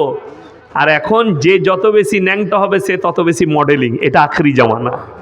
ঠিক বললাম না ভুল বললাম? যে যত ন্যাংটো হবে সে তত মডেলিং। ওই জন্যই তো আমাদিকে বলে এরা মৌলবি সাহেব, বিশ্বাস করুন পর্দার কথা কেন বলি জানেন? আপনারা বুঝতে পেরেছেন। এত বড় অন্যায় কাজ করেছে কোথাকার বিহারের মুখ্যমন্ত্রী, একটা নারীর হিজাব ধরে টেনেছে তার মুখটা দেখবো বলে। শাহ আতাউল্লাহ বুখারী রহমতুল্লাহ আলাইহি, নাম শুনেছেন তো? আলেমরা চিনেন। শাহ আতাউল্লাহ বুখারী রহমতুল্লাহ আলাইহির দরবারে একজন 75 বৎসরের মহিলা এলেন, পর্দায় দাঁড়িয়ে আছেন। তিনি বললেন मैं आपके मुरीद होना चाहती हूं, আমি আপনার কাছে বায়েত হব। তো শাহ আতাউল্লাহ বুখারী রহমতুল্লাহ আলাইহি উত্তর দিলেন, अरे तुम 75 साल की बुड्ढी हो और मैं 75 साल का बुड्ढा हूं, लेकिन जवानी कभी बुढ़ा पर नहीं आती। जवानीटा बुড়োই না, মানুষ বুড়িয়ে যায়, যৌবনটা শেষ হয়ে যায়, তার দিলেতে যে যৌবনটা থাকে সেটা বুড়োই না। তো ও হারাম করে এখনো বুড়োই নাই, ওর ভেতরে যৌবনটা চেগিয়ে আছে। তার একটা বিয়ে কর, কে মানা করেছে তোকে? 4-5টা করেলে সকালবেলায় একজনের মুখ দেখবি, রাতের বেলায় আর একজনের দেখবি, তাদেরকে ন্যাংটো করে রেখে দে তোর যদি দরকার থাকে। কিন্তু দুঃখের বিষয় জানেন আপনারা, আরবের একটা শেখদের, দুবাইয়ের, তার বিবি শখ করেছে যে আমি আইল্যান্ডে বিকিনি পরে ঘুরবো। তার শখ, তার বিবির। সে দেখলে বিবির শখ পূরণ করতে হবে, পুরো একটা আইল্যান্ড কিনে নিয়ে খালি করে দিলে আইল্যান্ডটা কেউ থাকবে না, তুমি আর আমি বললে এরপর ঘুরে বেড়া ন্যাংটো হয়ে দেখি। তার বিবির শখ মিটিয়ে গেল। সে তো চাইছিল দলের মাঝে ঘুরবো, এই পুরো আইল্যান্ডটা কিনে নিয়েছে, পুরো আইল্যান্ডটা পুরো খালি করে দাও আমার। এরপর বউকে বলে তোকে বাগে খাবে না ভালুকে, তুই ন্যাংটো ঘুরে বেড়া। বড় কষ্টের বিষয়, ইসলামের একটা মারাত্মক চ্যাপ্টার হচ্ছে পর্দা, নারীদের একটা মারাত্মক চ্যাপ্টার হচ্ছে পর্দা। এরপর কারোর মধ্যে যদি মানুষত্ব না থাকে আপনি কি করবেন? রাসূলের হাদিস আমি এক্ষুনি শোনালাম, যখন তোমরা দেখবে কিয়ামত কাছে অশিক্ষিত মূর্খরা দেশ চালাবে আর শিক্ষিতরা চুপচাপ বসে দেখবে। এইরকম মূর্খ মুখ্যমন্ত্রী হলে সে তো মানুষের নারীদের হিজাব ধরে টানবে। কেউ কেউ বলছে ও তো সিরেফ কাপড়া কো হাঁটায়া, কাপড়টা ধরে টেনেছে। সেই হারামখোরকে বলবো তোর মা বাজারে থাকবে আর আমি খালি কাপড়টা এরকম করে ধরে টেনে দেবো, তাহলে কোনো হবে না? কত বড় কথা যে কাপড়টা ধরেছে, এই ব্যক্তিটাকে জেলের কুঠরিতে ভরে দেওয়া দরকার। শুনলেন, ইসলামী শাসন হলে হত্যা করার হুকুম ছিল। আজকে দেখলেন কত দুঃখের বিষয়।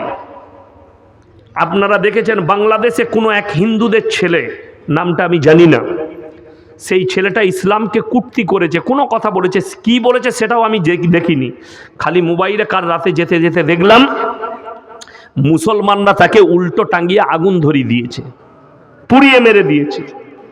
যদি জিজ্ঞেস করেন এটা মারাত্মক অপরাধ করেছে। যদি বলেন ইসলামকে গালি দিয়েছে, ইসলামকে গালি এরা তো দূরের কথা।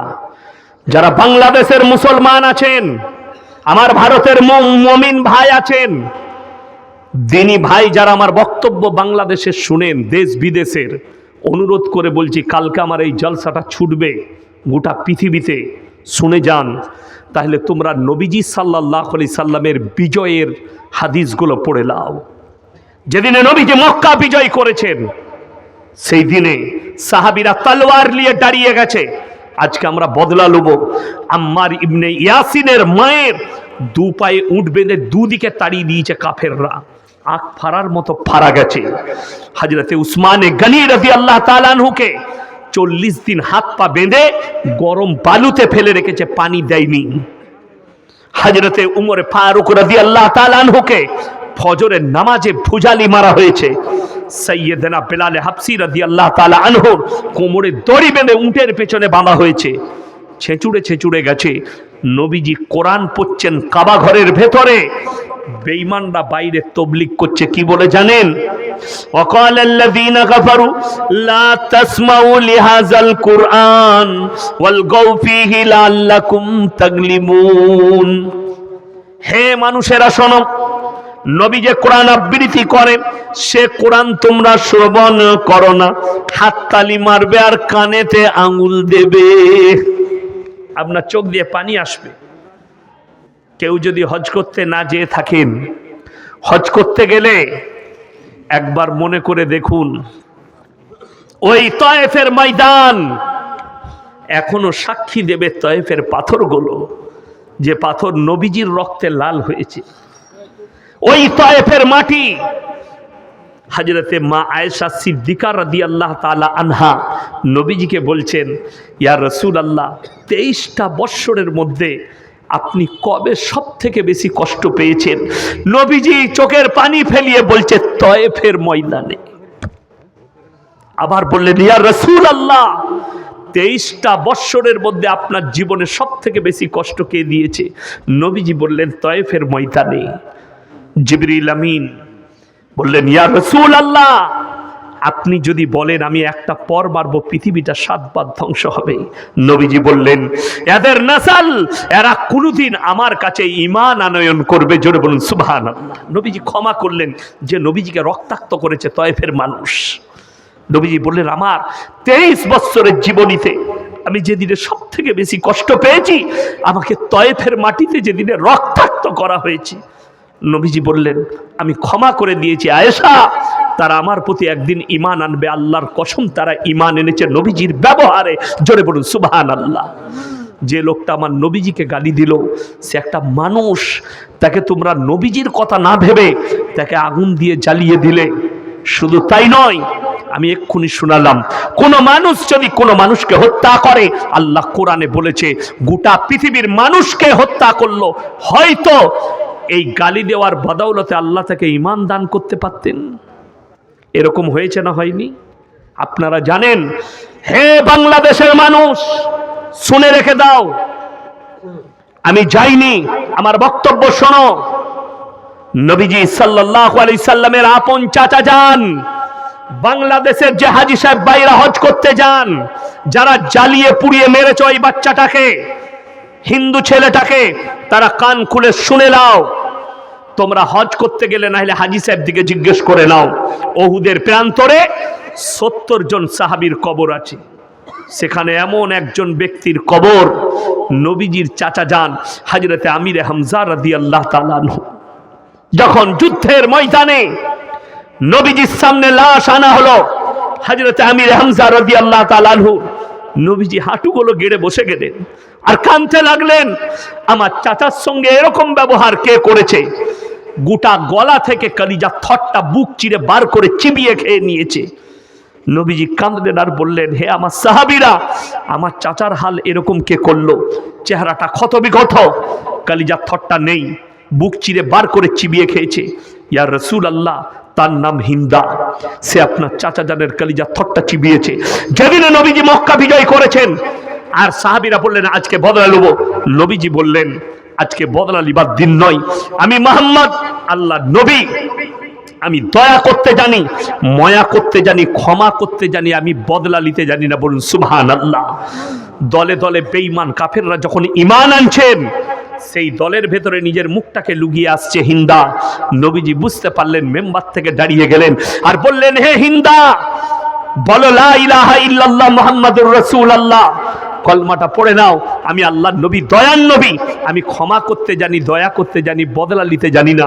নবীজি তার চেহারার দিকে তাকিয়ে কাঁদতে লাগলেন আর বললেন, হে হিন্দা, তুমি আজকে কলমা পড়েছো, আমি আল্লাহর নবী ক্ষমা করেছি, আল্লাহ তোমাকে ক্ষমা করেছে, কিন্তু যতদিন তুমি বেঁচে থাকবে আমার চোখের সামনে এসো না।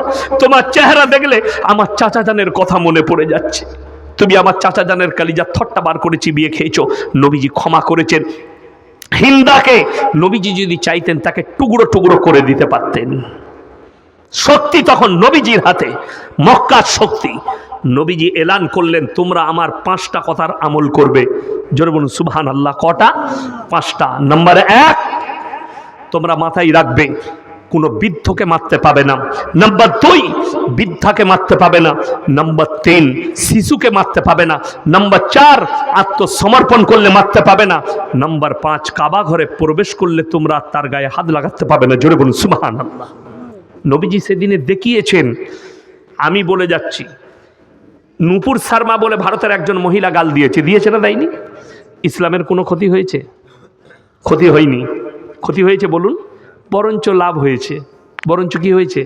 লাভ হয়েছে।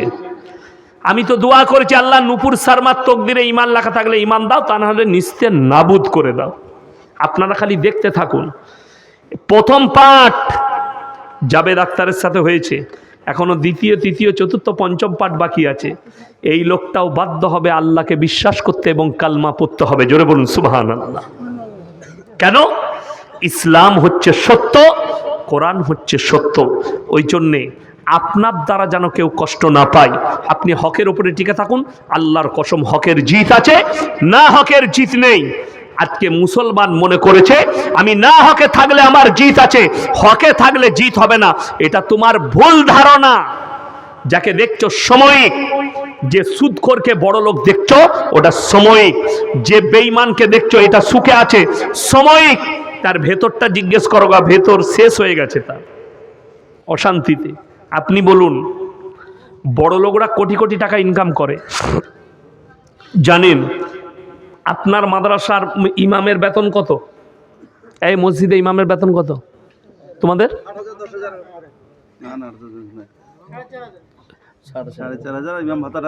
ইমাম ভাতাটা পায় আর 4,500, নামাজ হবে না, 100% নামাজ হবে না। যা পারবে করো, আমার যা পারলে করে নাও, যদি তোমার মুক্তি থাকে ফতোয়া নিয়ে আসবে, আমি বলে যাচ্ছি নামাজ হবে না। যাই হোক, 4,500 বেতন আমাদের মৌলবীদের সব থেকে কম বেতন সমাজে। কিন্তু জানেন এই যে সাদা জামা গেট আপ দেখছেন, এই যে গেট আপ, এই যে গেট আপ, এটা কিন্তু আল্লাহর কসম টাকার লয়, এখলাসের। কিসের বললাম? এখলাসের। যদি বলেন হাদিস শুনান, নবীজির হাদিস, যারা আল্লাহর রাস্তায় দিনের পথে থাকবে আল্লাহ মৃত্যুকাল পর্যন্ত ইজ্জতের রুজি দান করবেন। জোরে বলুন সুবহানাল্লাহ। আমরা ডাক্তারের বাড়িতে যাই, মাস্টারের বাড়িতে যাই, তো ডাক্তারের বাড়িতে গেলে ডাক্তার দস্তরখান বিছাই না মৌলবি? ডাক্তার হুজুর হাতটা ধুয়ে দিই, হ্যাঁ হুজুর রুটিটা দিই, হুজুর মাংস তুলে দিই, আল্লাহর কৃপা শুকর আদায় করি। সকালবেলায় মাস্টারের বাড়িতে ইমামের পালা, মাস্টারকে চাটা বুইয়ে নেই ইমামকে দিতে হবে, ঠিক কি না? কথা বলেন, ভাতটা বুইয়ে দিতে হবে। জোরে বলুন সুবহানাল্লাহ। রাসূলের হাদিস সত্য। আপনি দিনের পথে থাকেন, আল্লাহর রাস্তায় থাকেন, আল্লাহ আপনাকে মৃত্যুকাল পর্যন্ত ইজ্জতের রুজি দিবে। আমরা আলেমরা তো ওই জন্যে, লটারির টিকিট হারাম না হালাল? প্রত্যেক দিন টোটো চালিয়ে 1,000 টাকা ইনকাম করছে, হারাম করে 500 টাকা লটারি কাটে। লটারি যদি হালাল হতো আমরা মৌলবীরা তো রোজ একটা করে কাটতাম। যেদিনে 1 কোটি লেগে যাবে তুই মসজিদ বুঝে লিগে আমি ঘর চললাম। কথা বুঝতে পারেননি? হারাম বলি তো আমরা কাটতে পারি না, এটার উপরই সন্তুষ্ট প্রকাশ করি। তোমার জানা নাই, তাইলে মুসল্লিদিকে বলতাম ফজরের নামাজ পড়ি বিসমিল্লাহ বলে সূরা ইয়াসিন পড়ে একটা চালিয়ে দিবি, এক ঘর 1 কোটি। হারাম বলি তো আমরা নাই, হারাম বলি তো আমরা মৌলবীরা সুদ খাই না। তোমার জানা নাই, যদি সুদটা হালাল হতো তো মৌলবীর জন্যও হালাল হতো না? হতো না? হালাল হতো। লটারিটা হালাল হলে তো মৌলবীর জন্যও হতো, মদটা হালাল হলে তো মৌলবীর জন্যও হতো। যখন এদের জন্য হারামটা আমি মুসলমান, আমার জন্য কি করে হালাল হতে পারে? শুনেলেন রাসূল সাল্লাল্লাহু আলাইহি সাল্লামের হাদিস, কিয়ামতের পূর্বে রাতের বেলায় মানুষ শুবে, সকালবেলায় চেহারাটা বাঁদর না হলে শুয়োরের মতো হয়ে উঠবে, খিনজিরের মতো। নবীজি সাহাবীরা কাঁদলেন, ইয়া রাসূলুল্লাহ, তারা কি পাপ করবে যে এরকম হবে? নবীজি বললেন, তারা যতগুলো দুনিয়ার পাপ থাকবে হালাল মনে করে করতে শুরু করবে। সুদখোর জানে হারাম, সুদ খাচ্ছে, কিয়ামতের পূর্বে সেই সুদখোরদের চেহারাটা দুনিয়াতেই শুয়োরের মতো হবে, না হলে বাঁদরের মতো। রাতের বেলায় শুবে, সকালে উঠে আয়না দেখবে শুয়োরের মতো হয়ে গেছে। কিয়ামতের আলামত এটা, মাথায় রাখবেন। সবাই হারাম জিনিস থেকে বাঁচবো, জোরে বলুন ইনশাআল্লাহ। দাজ্জাল আসার সময় হলে মানুষ বুঝতে পারবে যখন হারাম জিনিসকে হালাল করে নিয়েছে। মুসলমান, আপনি হারামকে হালাল করে নিচ্ছেন, হারামকে হালালকে হারাম আর হারামকে হালাল করে নিচ্ছেন, কি করে হতে পারে? আপনি জানেন না যে হালাল হলে মৌলবীরা আগে ইউজ করতো? বিয়ে শাদিতে গান বাজনা করলে পণ লেবার হলে গরিব মৌলবীরা আগে নিত, কেন লেই না? এটাও ভাবতে হবে। এই মৌলবী গরিবের ছেলে, মাদ্রাসায় আমরা কাদিকে দিই, খেতে পাই না, মানুষ করতে পারছে না, বাপকে জ্বলাচ্ছে, মাকে জ্বলাচ্ছে, ভাতের হাঁড়িতে ঢেলা মারছে বলে মাথায় দিয়ে ওরা বুঝে লেখ। ঠিক বললাম না ভুল বললাম? এই বাচ্চাগুলোকে দেন। এই গরিবের বাচ্চা, যে বেচারা ভিক্ষা করে খায়, মাদ্রাসায় দিয়েছে, আলেম হাফেজ হয়েছে, সে যখন আলেম হাফেজ হয়ে মসজিদে 10,000 বেতন পাচ্ছে, সে তো দাবি করতে পারে আমি যখন 10,000 টাকা ইনকাম করি, আমাকে একটা ভালো অ্যাপাচি বাইক লাগবে, 5 ঘড়ি সোনা লাগবে, 10 লাখ টাকা লাগবে। মৌলবীরা করতে পারে না। আমার যখন বিয়ে হয়, আমার শ্বশুর ঈদের সময় আমার গিন্নিকে জিজ্ঞেস করেছে জামাইয়ের কমিটা ছিট লাগে, জিজ্ঞেস করবে, আমার নিজের ফুপা। আমি বললাম তোমার বাপকে জিজ্ঞেস করো ওদের গাঁয়ের লোকের কত লাগবে, বর্ধমান থেকে ধরিয়ে দেবো, টেনে নিতে বলবে। আমার বাপের নাই, আমি ছিঁড়া পড়ে ঈদগায় যাব। কিন্তু এখন আপনি ঈদগায় কাকে দেখতে পাবেন, কীরকম দেখতে পাবেন? জাঙ্গিয়াটা শ্বশুরের, লুঙ্গিটা শ্বশুরের, গেঞ্জিটা শ্বশুরের, আঁতরটা শ্বশুরের, জামাটা শ্বশুরের, তোয়ালিটা শ্বশুরের। তোর কি বলে? খালি ন্যাংটো মানুষটা আমি, বাকি আর কিচ্ছু নাই, শ্বশুরের। এক সপ্তাহ আগে থেকে হারাম কর বউকে বলছে, তোমার বাপকে ফোন করো, ঈদিটা পাঠাবে না। তুই হিজড়ে পয়দা করেছে, হিজড়ে, কামাবার ক্ষমতা নাই। আর আমরা মৌলবীরা হচ্ছে মরদ, আসলেই মরদ। দাড়ি যারা রেখেছে, যারা দাড়ি টুপিওয়ালা, এরাই মরদ। যদি বলেন কেন, আমি বলি নাই, তোমাদের আচার আচরণই বলছে। যদি বলেন হুজুর বুঝিয়ে দেন, মেয়েরা, আমাদের মা বোনেরা কাদিকে দেখে বেশি পর্দা করে? দাড়িওয়ালা মলি সাহেব যাচ্ছে, হ্যাঁ, আর দেশের লোক যাচ্ছে মাথায় কাপড়ের দরকার নেই। ঠিক বললাম না ভুল বললাম? তার মানে মলবি কটা দাড়িওয়ালাগুলো মরদ, আর বাকি সব হিজড়ে। খালি এদিকে দেখে পর্দা করতে হবে, এইটাই তো অসুবিধা, ওইটাই অসুবিধা। বেলডাঙ্গা বাজারে চা খাচ্ছে, ইয়াসিন সাহেব ল, আমি বললাম হ্যাঁ ল, খালি আমাকে দেখে লুকো, বাকি সব খোলা থাক, বাকি মরদরা দেখুক তোমাকে। দুঃখ ওইটাই মায়েরা, পর পুরুষের কাছ থেকে তোমাকে পর্দা করতে হবে, যে কোনো পুরুষ হোক, দাড়ি চাচা দাড়িওয়ালা। এই মুসলমান কত নিকৃষ্ট দেখুন, ইনি পাগড়ি পরেছেন, পাগড়ির ওপরে জ্যাকেট, রুমাল। আচ্ছা, দেখতে খারাপ লাগছে না ভালো লাগছে? ভালো লাগছে, মাশাআল্লাহ। আমার পাশে ইনি বসে আছেন, মাশাআল্লাহ। আর আমি জানি না আমাকে কেমন লাগছে, তোমরা জানো। ইনি বলছেন মাশাআল্লাহ। যাই হোক, একটা বাংলাদেশের ছেলে আমাকে ফোন করে বলছে, হুজুর ছেলেদের সোনা পড়তে নাই কেন? আমি বললাম হারাম। বলে দলিল দেন। আমি দুটো হাদিসের দলিল পাঠিয়ে দিলাম তাকে, চ্যাপ্টার তুলে। সে বলছে ও দলিল মানবো না। আমি কি লাগবে? বলছে আমাকে বুঝতে হবে। আমি তুমি এক কাজ করো, আমরা বিয়ে হয়েছে? বলে হ্যাঁ। আমরা তোমার বউ কানের পড়ে? বলে হ্যাঁ। আমরা তুই কাল থেকে দুটো কানের পড়বি। আমি তোর বউ নাকের পড়ে? বলে হ্যাঁ। আমি তুই কাল থেকে একটা নাকের পড়বি। হাতের দুটো বালা তোর বউ পড়ে? তো বলে হ্যাঁ। আমি তুই পড়বি। গলায় একটা হাড় পড়বি, দিয়ে দেখবি তুই কোনটা তোর বউ কোনটা ধরা যাবে না, তোরা দুজনেই কনফিউজ হয়ে যাবি। তাকে বললাম, বুখারী শরীফের হাদিসে আছে, কোন পুরুষ যদি নারীর মতো রূপ ধারণ করে, আল্লাহ তার দিকে তাকিয়ে দেখবেন না। তাদেরকে বলা হবে তোমরা নারীর রূপ ধারণ করে দেখাও। তারা বলবে অক্ষম, আল্লাহ তাদেরকে জাহান্নামে নিক্ষেপ করবে। যে নারীরা পুরুষের মতো রূপ ধারণ করবে, বুখারী শরীফের হাদিসে আছে, আল্লাহ তাদের দিকে তাকাবেন না। তাদেরকে বলা হবে পুরুষের মতো রূপ ধারণ করো। তারা বলবে আমরা অক্ষম, আল্লাহ জাহান্নামে নিক্ষেপ করে দিবে। যারা জেন্ডার পরিবর্তন করছে, তাদের জান্নাতে যাবার আর কোনো রাস্তা নাই। জেন্ডার মানে জানেন? পুরুষ থেকে মহিলা, মহিলা থেকে পুরুষ হচ্ছে যারা, যারা নিজেদের জেন্ডার আল্লাহর কুদরতের সঙ্গে ছেড়খামি করছে, এদেরকে আল্লাহ কুদরতি আমাদেরকে কান দিয়েছে। নারীদের ফুটো করা যায় যাচ্ছে, আমাদের যায় যাচ্ছে। তাহলে অনেক ছেলেকে দেখিয়ে দেবো হারাম কর কানে বালি পড়েছে, পড়েছে না পড়েনি? আবার জান্নাতের আশা করে। হ্যাঁ, এ তো জান্নাতে যাবার খুব আশা। হাতে বালা পড়ছে, যাদের হাতে চেন আছে, বালা আছে, খুলে দিবেন, একটা করে ভালো ঘড়ি পরবেন, জায়েজ আছে। কিন্তু হাতে চেন পরা হারাম, হাতে বালা পরা হারাম। এগুলো নারীদের আখলাক আর চরিত্র। তোমার জানা নেই? হাতে বালা পরা হালাল হলে মৌলবীরা আগে পরতো, হাতে চেন পরা আগে জায়েজ হলে আমরা মৌলবীরা পরতাম। তুমি পড়েছো একটা রূপোর চেন। আমি ইয়াসিন জলসা করি, আমি একটা সোনার চেন পরতে পারতাম, পারতাম না? পারতাম না। কিন্তু হারাম বলেই তো পড়িনি, হারাম বলেই তো ইউজ করিনি। বেটার বিয়েতে গান বাজনা করছো, হিজড়ে নাচাচ্ছ। আশা করি আপনাদের এখানে নাই, গান বাজনা হয়? হয়। তাহলে আপনি বলুন, গান বাজনা ইসলামী শরীয়তে হারাম না হালাল? হারাম। তাহলে একটা মুসলমান কি করে গান বাজনা করতে পারে? আমার এক বন্ধু আমাকে দাওয়াত দিল, আমার শালা বলেছে আপনাকে দিয়ে বিয়ে পড়াবে। না আলহামদুলিল্লাহ, কিন্তু আমি কোনো গান বাজনা অবৈধ কাজ হলে সেই জায়গায় থাকি না। আমি আত্মীয়র বিয়ে থেকেও পালিয়ে যাই। বলে হুজুর কিচ্ছু হবে না। আমি ড্রাইভারকে বললাম মুর্শিদাবাদে জলসা আছে, চল আগে আগে বেরিয়ে যাই, খানা খেয়ে বেরিয়ে যাব। চলে এলাম। তো একটা মেয়ে একটা নাকের, একটাই হবে না, আমাকে দিলে 5টা দিতে হবে। হয়ে যাবে?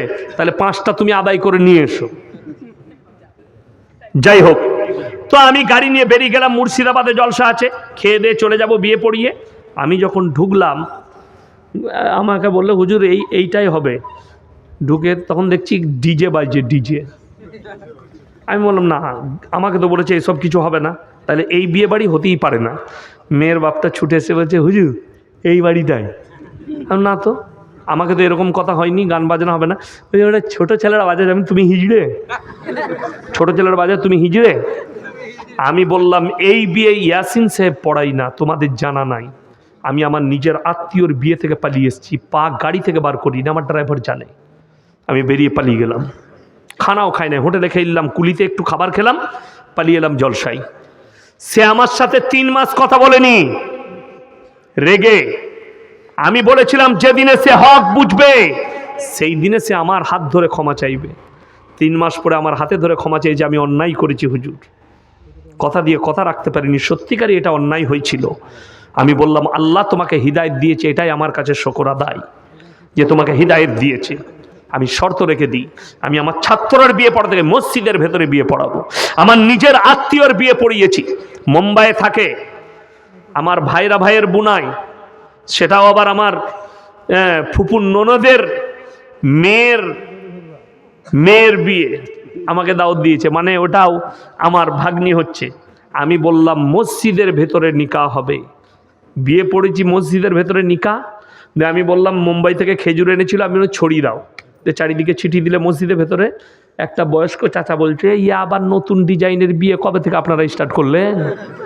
আমি বললাম চাচা তোমার সব পেকে গেছে, তুমি পাকনি। বলছে কেন? আমি বললাম এইটাই সুন্নত তরিকা। বলছে খেজুর ছিটানোটা? আমি বললাম হ্যাঁ এইটাই, ছোয়ারা ছিটিয়ে দেওয়া এটাই সুন্নত। আলেমদিকে জিজ্ঞেস করুন, নবীজি সাল্লাল্লাহু আলাইহি সাল্লামের জামানায়, সাহাবীদের জামানায়, তাবিনদের জামানায়, তাবিনদের জামানায় মসজিদের ভেতরে নিকাহ হয়েছে, যার কারণে কোনো রকমের পাপ হয়নি। আজকে নিকাহটাকে টেনে প্যান্ডেলে নিয়ে গেছে, এক হারামখোর এই কোণ থেকে, এক হারামখোর ওই কোণ থেকে। একজন বলছে কলমটা ধরো, দিয়ে হারামখোর ভিডিও করছে।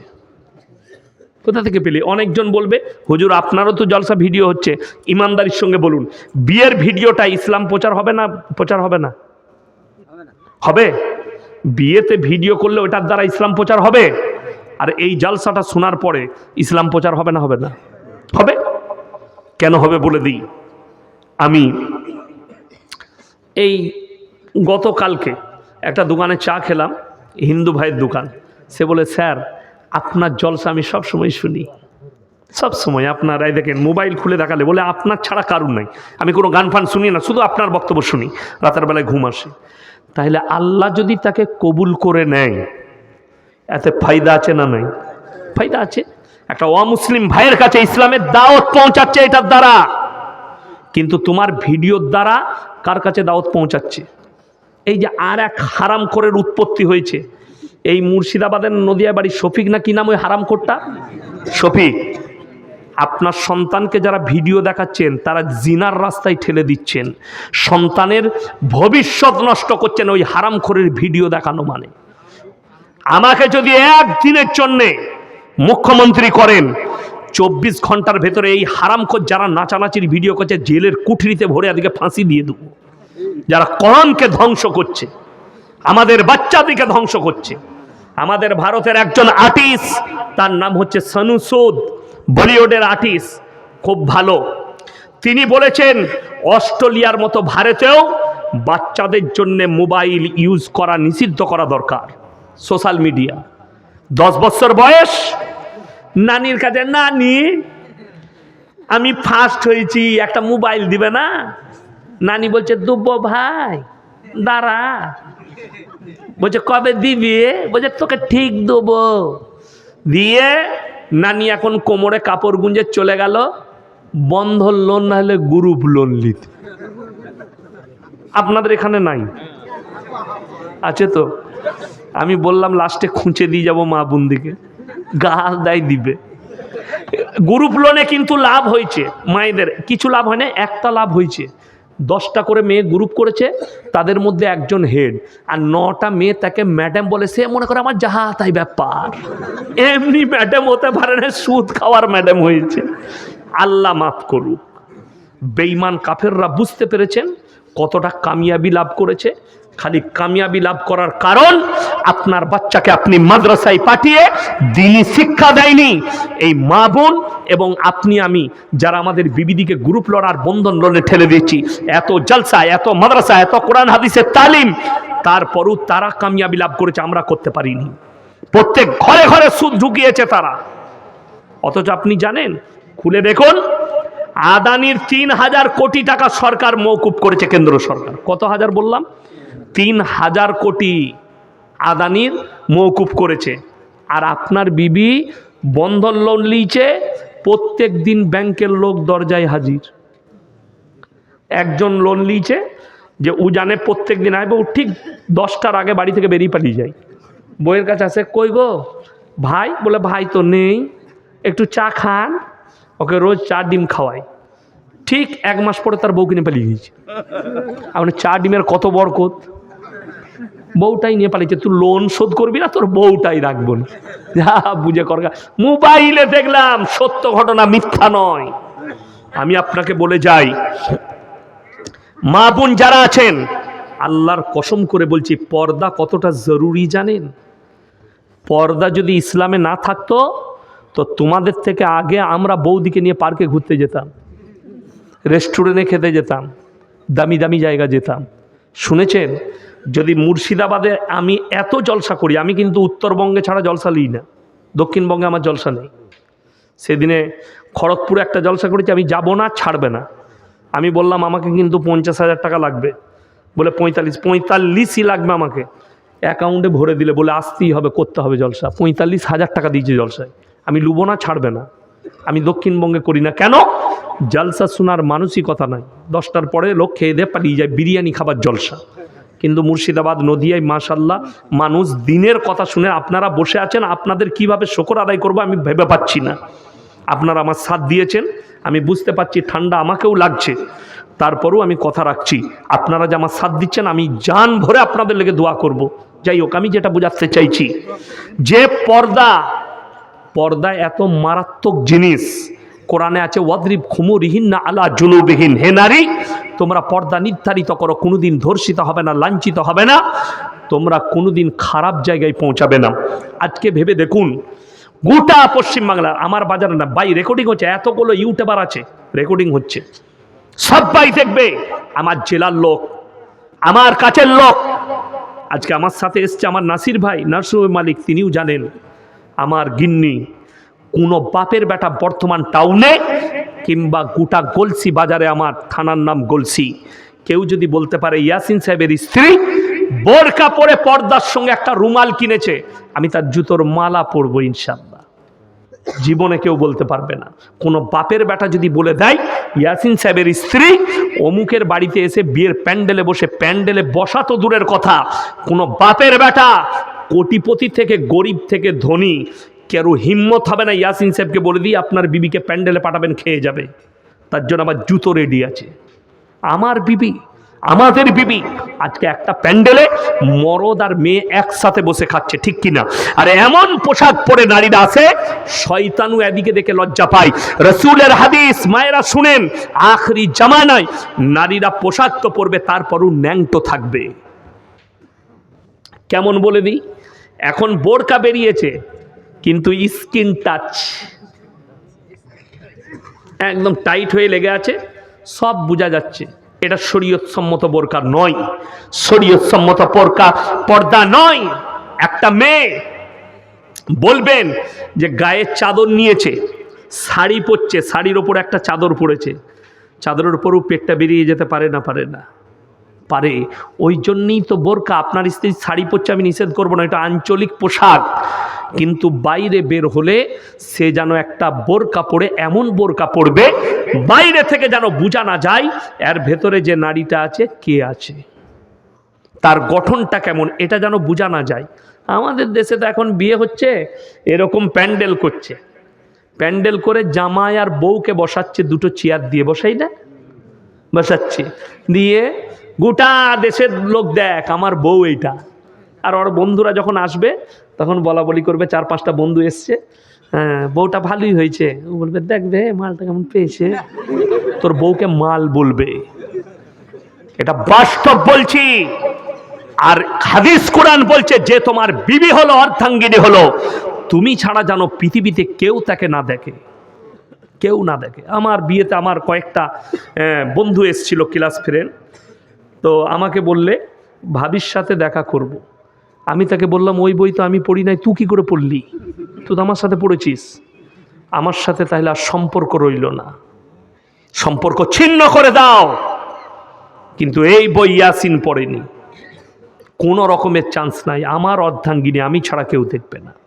তোমাকে কে বললে? আমি বললাম আবার আমার মাদ্রাসায় ভর্তি হ, মৌলবি পর, তবে বুঝতে পারবি ইয়াসিনের কাছে দরজগায় বসলে, তবে জানতে পারবি পর্দা কি। আমরা তোমার বাড়ি, তোমার মুখের ভাষাতে বোঝা যাচ্ছে তোমার পরিবেশ কি আছে।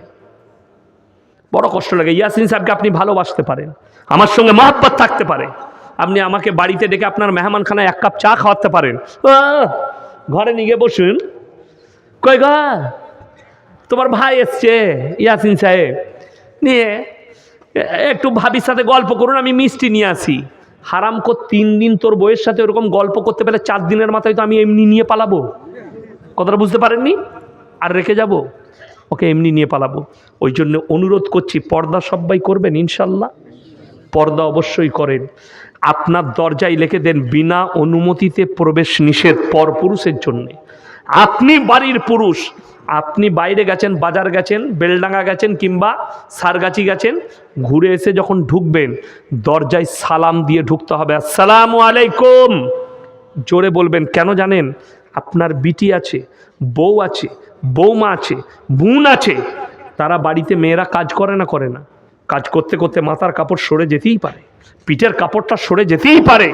যখনই সালামের আওয়াজ পাবে সবাই নিজেকে ঢেকে নিবে, আপনারও চোখ হিফাজত হবে, ইজ্জত বেঁচে যাবে। কিন্তু আমাদের দেশে হোলসেল করা আছে, পাড়ার ছেলে আসছে, কই গো ভাবি কি করছো, আর ভাবির গায়ে কাপড় নাই। ঠিক বললাম না? রাগ করেন না, আমি কিন্তু বাস্তব বলছি। সেই পর পুরুষটা আপনার বাড়িতে কেন যাবে ভাবি বলে? দরজায় রাখা থাকবে, বিনা অনুমতিতে প্রবেশ নিষেধ নেই। আসসালামু আলাইকুম ভাইজান আছেন? জি এখন তো নেই, বেলডাঙ্গা গেছে, আপনি পরে আসবেন। কোথা থেকে এসছেন? বলে আমি বহরমপুর থেকে এসেছি। আচ্ছা ওইদিকে মেহমানখানাটা খুলে দিচ্ছি, ওখানে বসে থাকুন, আসছে ভাই। মেহমানখানা খুলে দিলেন, যদি মেহমানখানা না থাকে আপনি বাইরে একটু বসুন, চায়ের দোকানে চা খান, উনি আসছেন, ঢুকতে দিবেন না। এইটাই তো আমাদের ক্ষতি। আপনি বিশ্বাস করুন তো, আমি ইয়াসিন সাহেব আমাকে দাওয়াত দিয়েছেন, মৌলানা সাহেব সভাপতি সাহেব, ইনি মাদ্রাসার শিক্ষক, ইনাদের বাড়িতে গেলে বইয়ের পাশে বসতে দিবে? কথা বলবেন, আমরা দেবো? আপনি আমাকে দাওয়াত দিতে যদি যান, আপনি আমার গ্রামে গিয়েছিলেন জলসা করতে, আপনাকে আমি খাইয়েছিলাম, আপনার জায়গাটা আমার মেহমানখানাতেই শেষ হবে। পরিবার তো দূরের কথা, আমার বাড়ির ভেতরে ঢুকতে দেবো না তোমাকে, পর্দার খিলাফি হবে বলে। আমার মেয়ে আছে, আমার মা বোন আছে, আমার আত্মীয় স্বজন আছে, আমার ভাবিরা আছে, পর্দারকে তোমার জায়গা মেহমানখানায় শেষ, তার বাইরে। একটা মৌলী সাহেব তোমাকে তার বাড়িতে প্রবেশ করতে দেয় না, আর মৌলী সাহেবকে নিয়ে এসে বইয়ের পাশে কি করে বস করাচ্ছিস? সেই মৌলবীকে জিজ্ঞেস করলেন আপনি আমার বিবির সাথে গল্প করছেন, আপনার পর্দা সম্পর্কে জ্ঞান নেই? কিসের জন্য কথা বলবেন? আপন বোন আলাদা জিনিস, আপন বোন আলাদা জিনিস। আপনি এতটুকু আপনি ভাবছেন না সমাজের পরিবেশ? এই আখরি জামানায় মায়েরা শুনেন, 2টো কারণে মায়েরা বেশি জাহান্নামে যাবে। কটা কারণে বললাম? 2টো। নাম্বার 1 বেপরদাহি, নাম্বার 2 স্বামীর অবাধ্যতা। স্বামীর অবাধ্যতা। স্বামী নেই, সৌদি আরবে থাকে, ও পাড়া ঘুরে বেড়াচ্ছে, দেশ ঘুরে বেড়াচ্ছে, স্বামীর বিনা অনুমতিতে মায়ের ঘরটাও যেতে পাবে না। স্বামীকে ফোনের যুগ আছে, আমি আজকে মায়ের বাড়ি যাচ্ছি, স্বামী যদি হুকুম দেয় তবে যাবে, না হলে যেতে পাবে না। কে বলল তোমাকে? আর এখানে কি হয় জানি না, অনেক গ্রাম আছে ঠিক আসরের পরে নাইলে জোহরের পরে খানা খেয়ে গ্রুপ বসে, গ্রুপ দরজার বাইরে দিয়ে গল্প করে, পাড়ায় গ্রুপ বসে এক একটা জায়গায় দিয়ে, মেয়েরা লোকের কুচ্ছ গায়। ঠিক বললাম না ভুল বললাম? যদি বেরোয় জেনে রেখে দিবেন অপরাধী। আমার ভাই সবাই হাত তুলে বলুন তো, কোরআনের সাথে মহব্বত করবো ইনশাল্লাহ? হাত তুলেন, জোরে বলুন ইনশাল্লাহ। কোরআনের সাথে যদি মহব্বত করেন, কোরআনে পারা কটা আছে? 30টা। শুনেলেন একটা কথা, তিনটে সাদকা দুনিয়াতে করে যাবেন, কিয়ামতের সকাল পর্যন্ত কবরে শুয়ে শুয়ে নেকি পাবেন। জোরে বলুন সুবহানাল্লাহ। তার মধ্যে নাম্বার 1 হচ্ছে নেক সন্তান। কি সন্তান বললাম? নেক সন্তান। নাম্বার 2, নেক সন্তান আপনি তৈরি করলেন, এই মাদ্রাসায় দিলেন, তালিম হাসিল করলো, স্কুলে গেল, ডাক্তার হলো, মাস্টার হলো, প্রফেসর হলো, সবই হলো, সে কিন্তু নামাজি, মুসল্লি, দিনদার হলো। সেই ছেলে আপনি মরে যাওয়ার পরে কবর জিয়ারত করতে পারবে, আপনার জন্য দান করবে, আপনার জন্য সাদকা করবে, আপনার জন্য নামাজের পার্টিতে দোয়া করবে। নেক সন্তান। নাম্বার 2, বেঁচে থাকতে থাকতে সাদকায়ে জারিয়া করে যান, কিছু দান, কিছু সাদকা মাদ্রাসা, মসজিদে, আল্লাহর রাস্তায়। 2, 3, 4, 5 ইজতেমা আছে, আপনারা জানেন তো। পৈনানে যাবেন? ইনশাল্লাহ যাব, বলুন সবাই, বলুন যাব ইনশাল্লাহ। হ্যাঁ, দোয়ালিতে যাবেন। আমার বন্ধুগণ, আমার ভাই, একটা কথা শুনেন, এই সাদকায়ে জারিয়া বড় কাজ। আপনি কবরে চলে যাবেন, এই মাদ্রাসায় যত শিক্ষা অর্জন হবে প্রত্যেকটা নেকি আপনি কবরে শুয়ে শুয়ে পাবেন। মসজিদে লোক ইবাদত করবে, শুয়ে শুয়ে নেকি পাবেন। নাম্বার 3, খায়রুকুম মান তাআল্লামাল কুরআন আল্লামাহু, যারা ইলম হাসিল করে অপরের কাছে পৌঁছে দেয়। এই মাদ্রাসার যারা শিক্ষক মণ্ডলী আছেন, যারা বাচ্চাদেরকে ইলম দিচ্ছেন, যারা শিক্ষা দিচ্ছেন, কোরআনের শিক্ষা দিচ্ছেন, এরা যে ইলিমটা ছড়াচ্ছে, তার কাছ থেকে যে ইলিম ছড়াবে, সমস্ত সাদকা এবং ইনাদের, আমাদের উস্তাদ যারা আছে, তারা নেকি পেতেই থাকবে। আমার উস্তাদ মাহতারাম হযরত মাওলানা কারি ইসমাইল বিসমিল্লাহ রহমতুল্লাহ আলাইহি দুনিয়া ছেড়ে কিছুদিন আগে চলে গেলেন। আমার খুব অন্তরের মানুষ ছিলেন কারি ইসমাইল। কলকাতায় এসেছিলেন, মিঠিয়াপুরুজে আমি ছিলাম। এসএন আলম, নূর আলম ভাই, এসএন আলম বলে একটা ড্রেস আছে, বড় পার্টি এবং খুব ভালো মানুষ, জাকাত দেন অনেক। আমিও যাই রমজান মাসে, তো আমি একাই বক্তা, বাকি সব কারীরা কিরাত পড়েছে। তো উনি গর্ব করে বললেন, ये तो हमारा फकर की बात है कि हमारे बच्चे आज बंगाल का एक बड़ा मुकर्रिर है।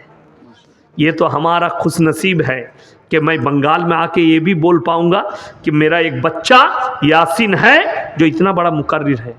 तो हजरतेर बड़ो दुआ, আল্লাহ উনাকে জান্নাতবাসী করুক, বলুন আমিন। এত আলেম হাফেজ তৈরি করেছেন এবং এত বড় কুরবানি উনার বাবার জন্য। মাশাআল্লাহ। আল্লাহ আপনার আব্বাকে জান্নাতবাসী করুক। আমার ভাই, ওই জন্যে আপনারা যেটা শুনলেন, আপনার বাড়িতে বন্ধু বান্ধবের কাছে দাওয়াতটা পৌঁছাবেন তো, বলুন ইনশাল্লাহ। প্রথম থেকে শেষ পর্যন্ত যা শুনলেন, যেটা আপনার ব্রেনে থাকবে, স্ত্রীকে গিয়ে দাওয়াত দিবেন। দেখো, পর্দার কথা বলে গেছে, তুমি পর্দা করো, বের হও না, তোমার প্রয়োজন আমি মিটাবো। স্ত্রীকে দাওয়াত দিবেন, নামাজটা পড়ো। বাচ্চাকে দাওয়াত দেন, নামাজ পড়ো। প্রতিবেশীকে দাওয়াত দেন, নামাজ পড়ো। হালাল খাও, হালালের পথে চলো। আপনি যখন এই দাওয়াত দিবেন, আপনিও নেকি পাবেন, আমিও পাবো, আমার উস্তাদ পাবে, তার উস্তাদ পাবে। এইভাবে সাদকায়ে জারিয়া। আমার বন্ধুগণ, 3 জনের দোয়াকে আল্লাহ সঙ্গে সঙ্গে কবুল করেন। এক হচ্ছে কাছের গরিব, ওয়াতিদাল কুরবা। নাম্বার 2, ওয়াল ইয়াতামা ওয়াল মাসাকিন, এতিম আর মিসকিন, ওয়াবনাস সাবিল ওয়ালা তুবাদদির তাবদীরা। আর 3 নম্বর হচ্ছে মুসাফির। আজকের জলসায় সবথেকে বড় মুসাফির কে? আমি ইয়াসিন।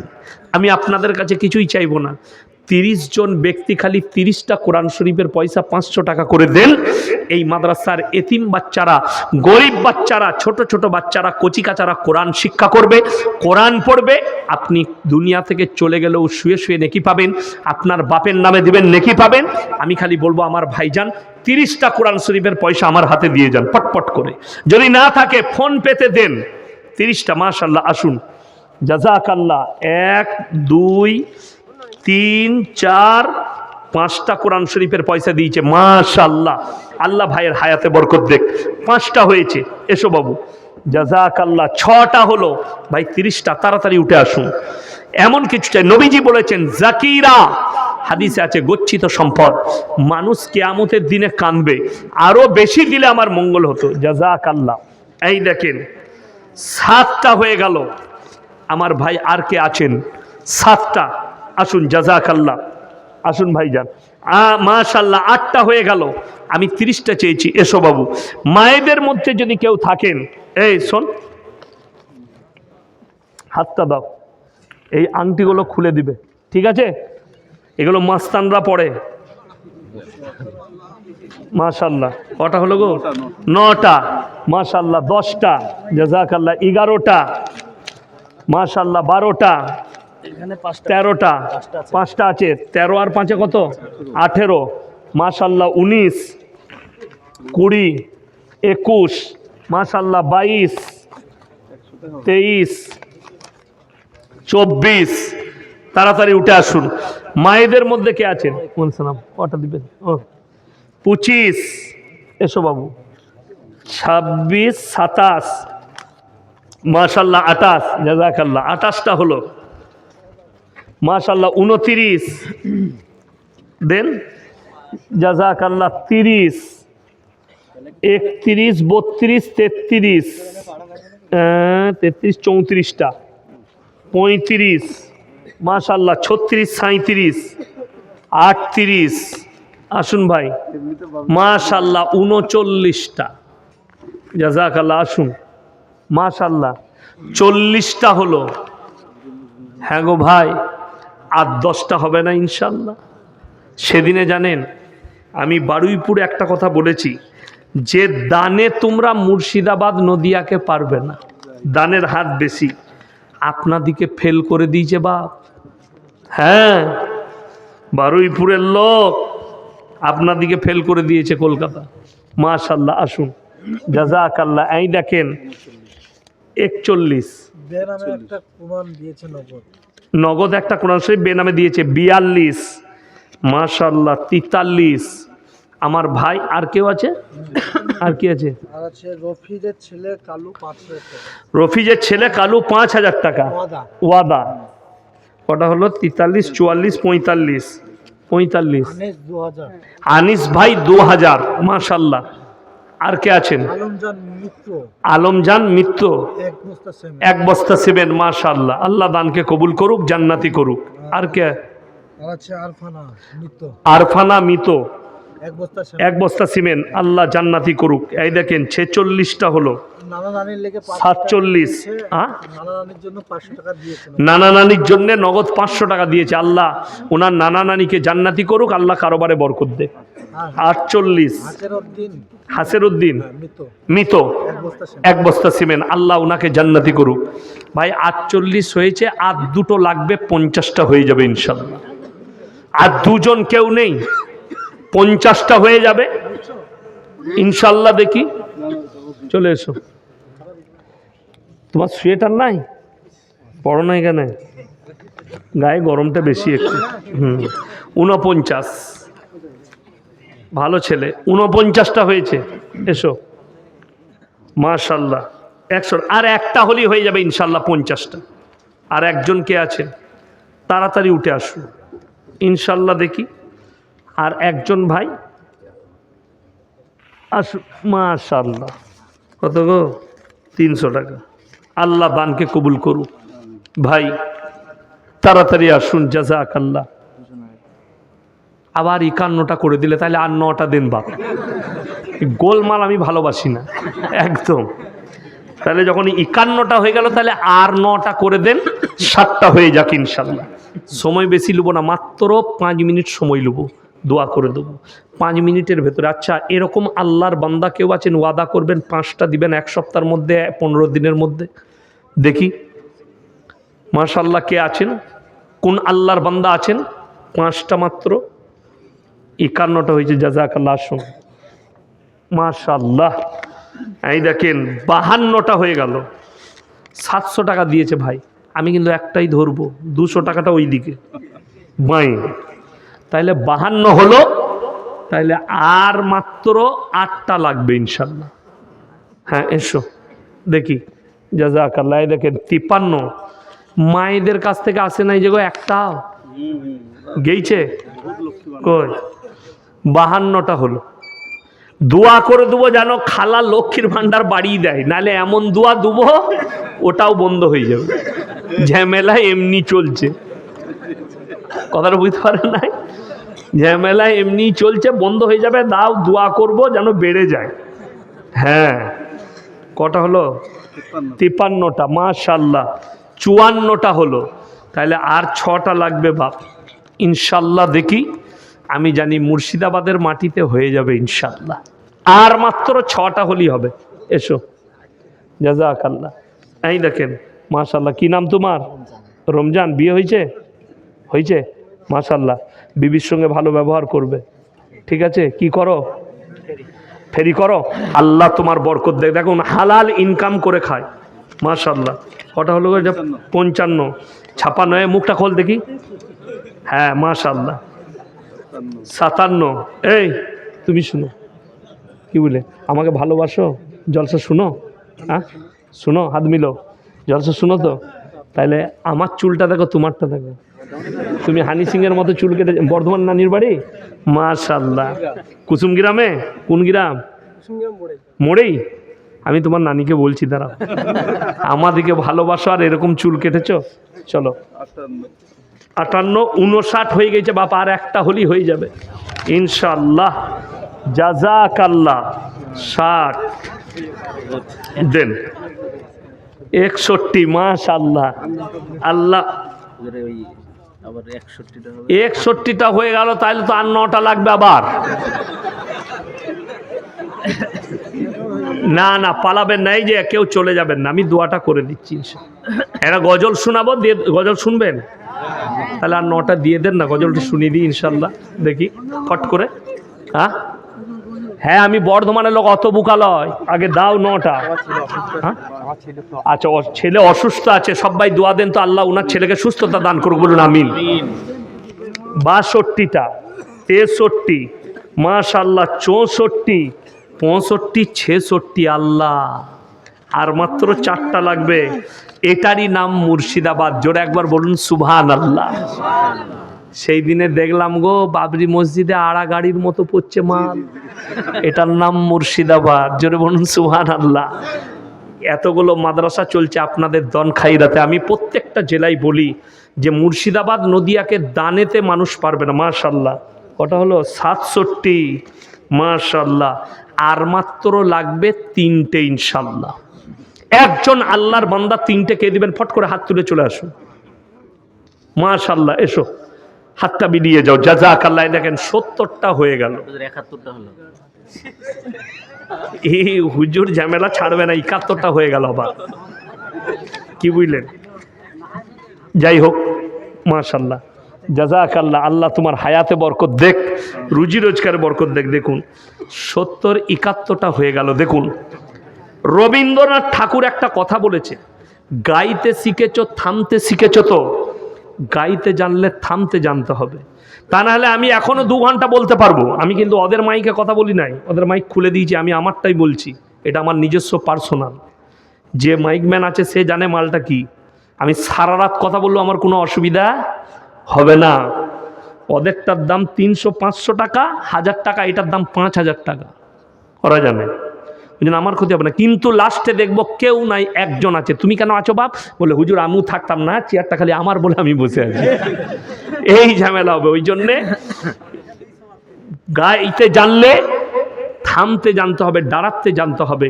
মাশাল্লাহ, আপনারা অনেক দিয়েছেন। এসো ভাই, জাযাকাল্লাহ। দেখেন 72টা হয়ে গেল। এসো, হাতটা মিলাও। আল্লাহ তোমার হায়াতে বরকত দেখ। মাশাল্লাহ। এই দেখো, হাতেই সুতো পরবেন না, আপনি একটা ঘড়ি পরবেন, ঠিক আছে? হ্যাঁ, সুতো পরবেন না। এইসবগুলো কেউ পরবেন না। সুতো, পায়ে সুতো, হাতে চেন, এগুলো পরবেন না। আমি আগেই বললাম বুখারী শরীফের হাদিসে। হাত মুচকি গেলে দিলে, তাহলে ভেঙে গেলে দাও না কেন? ভালো হয়ে যাবে, ডাক্তারের কাছে যাওয়া কেন? কথা বুঝতে পারেননি?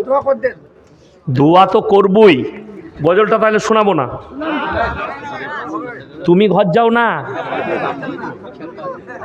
হা, মিষ্টি খাবা?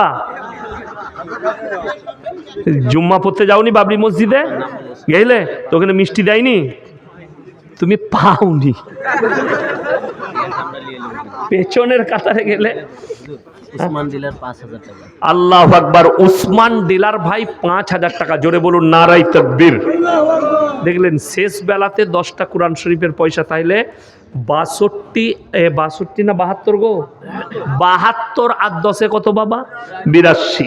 আমি গজল শোনাচ্ছি, আপনাদিকে অনুরোধ করছি, এই গজল শেষ হতে হতে আমি দোয়া করব, এই গজলের মধ্যে মধ্যেই 10, 20, 150 আমি মুসাফির মানুষ দোয়া করব, যে যা পারবেন আমার হাতে দিয়ে যান। গজল পড়তে পড়তে এই মাদ্রাসার জন্যে, এতিমদের জন্যে এই আঁচলে দিয়ে যান। গজল পড়া শেষ, দোয়া করে দেবো, জলসা শেষ। ভুবন জুড়ে রূপের মেলা, কদম কদম ভয়, জানি না মন কোথায় কখন পথে বসে রয়। ভুবন জুড়ে রূপের মেলা, কদম কদম ভয়, জানি না মন কোথায় কখন পথে বসে রয়। আমার চলার পথে প্রিয় কাঁটার ছড়া ছড়ি, আর পারিনে সামলাতে মন তোমার পায়ে পড়ি। তোমার প্রেমের পীযুষ পানে ধরার বুকে রস, তোমার গুণের কিরণ গুণে গুণীর যত যশ। নীল আকাশে লতাই পাতাই তারাই চাঁদে হাসি, নিখিল জুড়ে যেথাই দেখি শুধুই তোমার মোহনবাসী। ইউসুফের ওই রূপের ভেতর তোমার রূপের আশিস মাগি। ঈসা মুসা ইব্রাহিম দাউদ নবী সবই, ঈসা মুসা ইব্রাহিম দাউদ নূহ সবই, সবার গুণে গুণী তুমি ওগো আমার প্রিয় নবী। সকলে বলুন সাল্লাল্লাহু আলাইহি ওয়াসাল্লাম। আমার ভাই সবাই দরুদ শরীফ পড়ুন, আল্লাহুম্মা সাল্লি আলা মুহাম্মাদি ওয়া আলা আলি মুহাম্মাদ কামা সাল্লাইতা আলা ইব্রাহিম। মেয়েরা দিয়েছে, আল্লাহ মাশাআল্লাহ। আসুন, মায়েরা অনেক দিয়েছে গো, জাযাকাল্লাহ। আসুন ভাই, আল্লাহ হায়াতে বরকত দেখ, উঠে আসুন। মাশাআল্লাহ। আমাদের মাদ্রাসার সেক্রেটারি 10,000 টাকা। মাশাআল্লাহ, মাদ্রাসার সেক্রেটারি সাহেব 10,000 টাকা শেষে, জাযাকাল্লাহ। আল্লাহ দানকে কবুল করুক। হ্যাঁ, এতক্ষণে মনে হচ্ছে বাবা বাবরি মসজিদে টাকা পড়ছে, মনে হয়নি? মাশাআল্লাহ, এটারই নাম তো মুর্শিদাবাদ বাপ। আল্লাহ আপনাদের হায়াতে বরকত দেখবো, রুজি রোজগারে বরকত দেখ। মাশাআল্লাহ, জাযাকাল্লাহ। আসুন আসুন, ইনশাআল্লাহ আপনারা ভাগ্যবান মুর্শিদাবাদের মানুষ। এতগুলো মাদ্রাসা, এত মসজিদ আপনাদের কাছে, এবং আপনারা দিল খুলে খেটে খেলেও দান করতে পারেন, এটাই আল্লাহর কাছে অনেক ব্যাপার। আপনারা কানবেন যে আল্লাহ আমাদের দ্বারা তুমি কাজ নিচ্ছ। আসুন, মাশাআল্লাহ, আল্লাহ হায়াতে বরকত দেখ, রুজি রোজগারে বরকত দেখ। এসো, মাশাআল্লাহ, এসো ভাই, মাশাআল্লাহ, জাযাকাল্লাহ। আল্লাহ দানকে কবুল করুক। মাশাআল্লাহ, উঠে আসুন, এসো ভাই, মাশাআল্লাহ, জাযাকাল্লাহ, আলহামদুলিল্লাহ। দেখুন, মাশাআল্লাহ, আল্লাহ হায়াতে বরকত দেখ, রুজি রোজগারে বরকত দেখ। মাশাআল্লাহ, আসুন ভাই, জাযাকাল্লাহ। এগুলো নিয়ে এলেন তো একটু, হাজিরা তুলে এলেন। মাশাআল্লাহ, এগুলো গুনে নেন। হ্যাঁ, এই তো।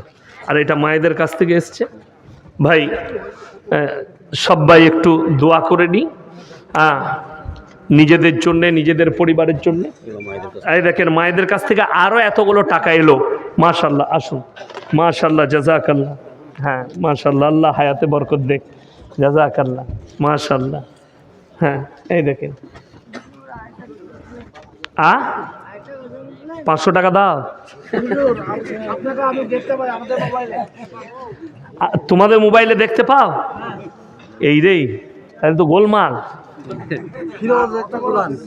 ফিরোজ একটা কোরআন, মাশাআল্লাহ। ফিরোজ ভাই একটা কোরআন, সোনা ভানু দুটো কোরআন, বেনামে একটা নগদ কোরআন। আচ্ছা, মঈনুদ্দিন মাঠপাড়া একটা, মাশাআল্লাহ, জাযাকাল্লাহ। যাই হোক, সবাই দোয়া করলে রব্বানা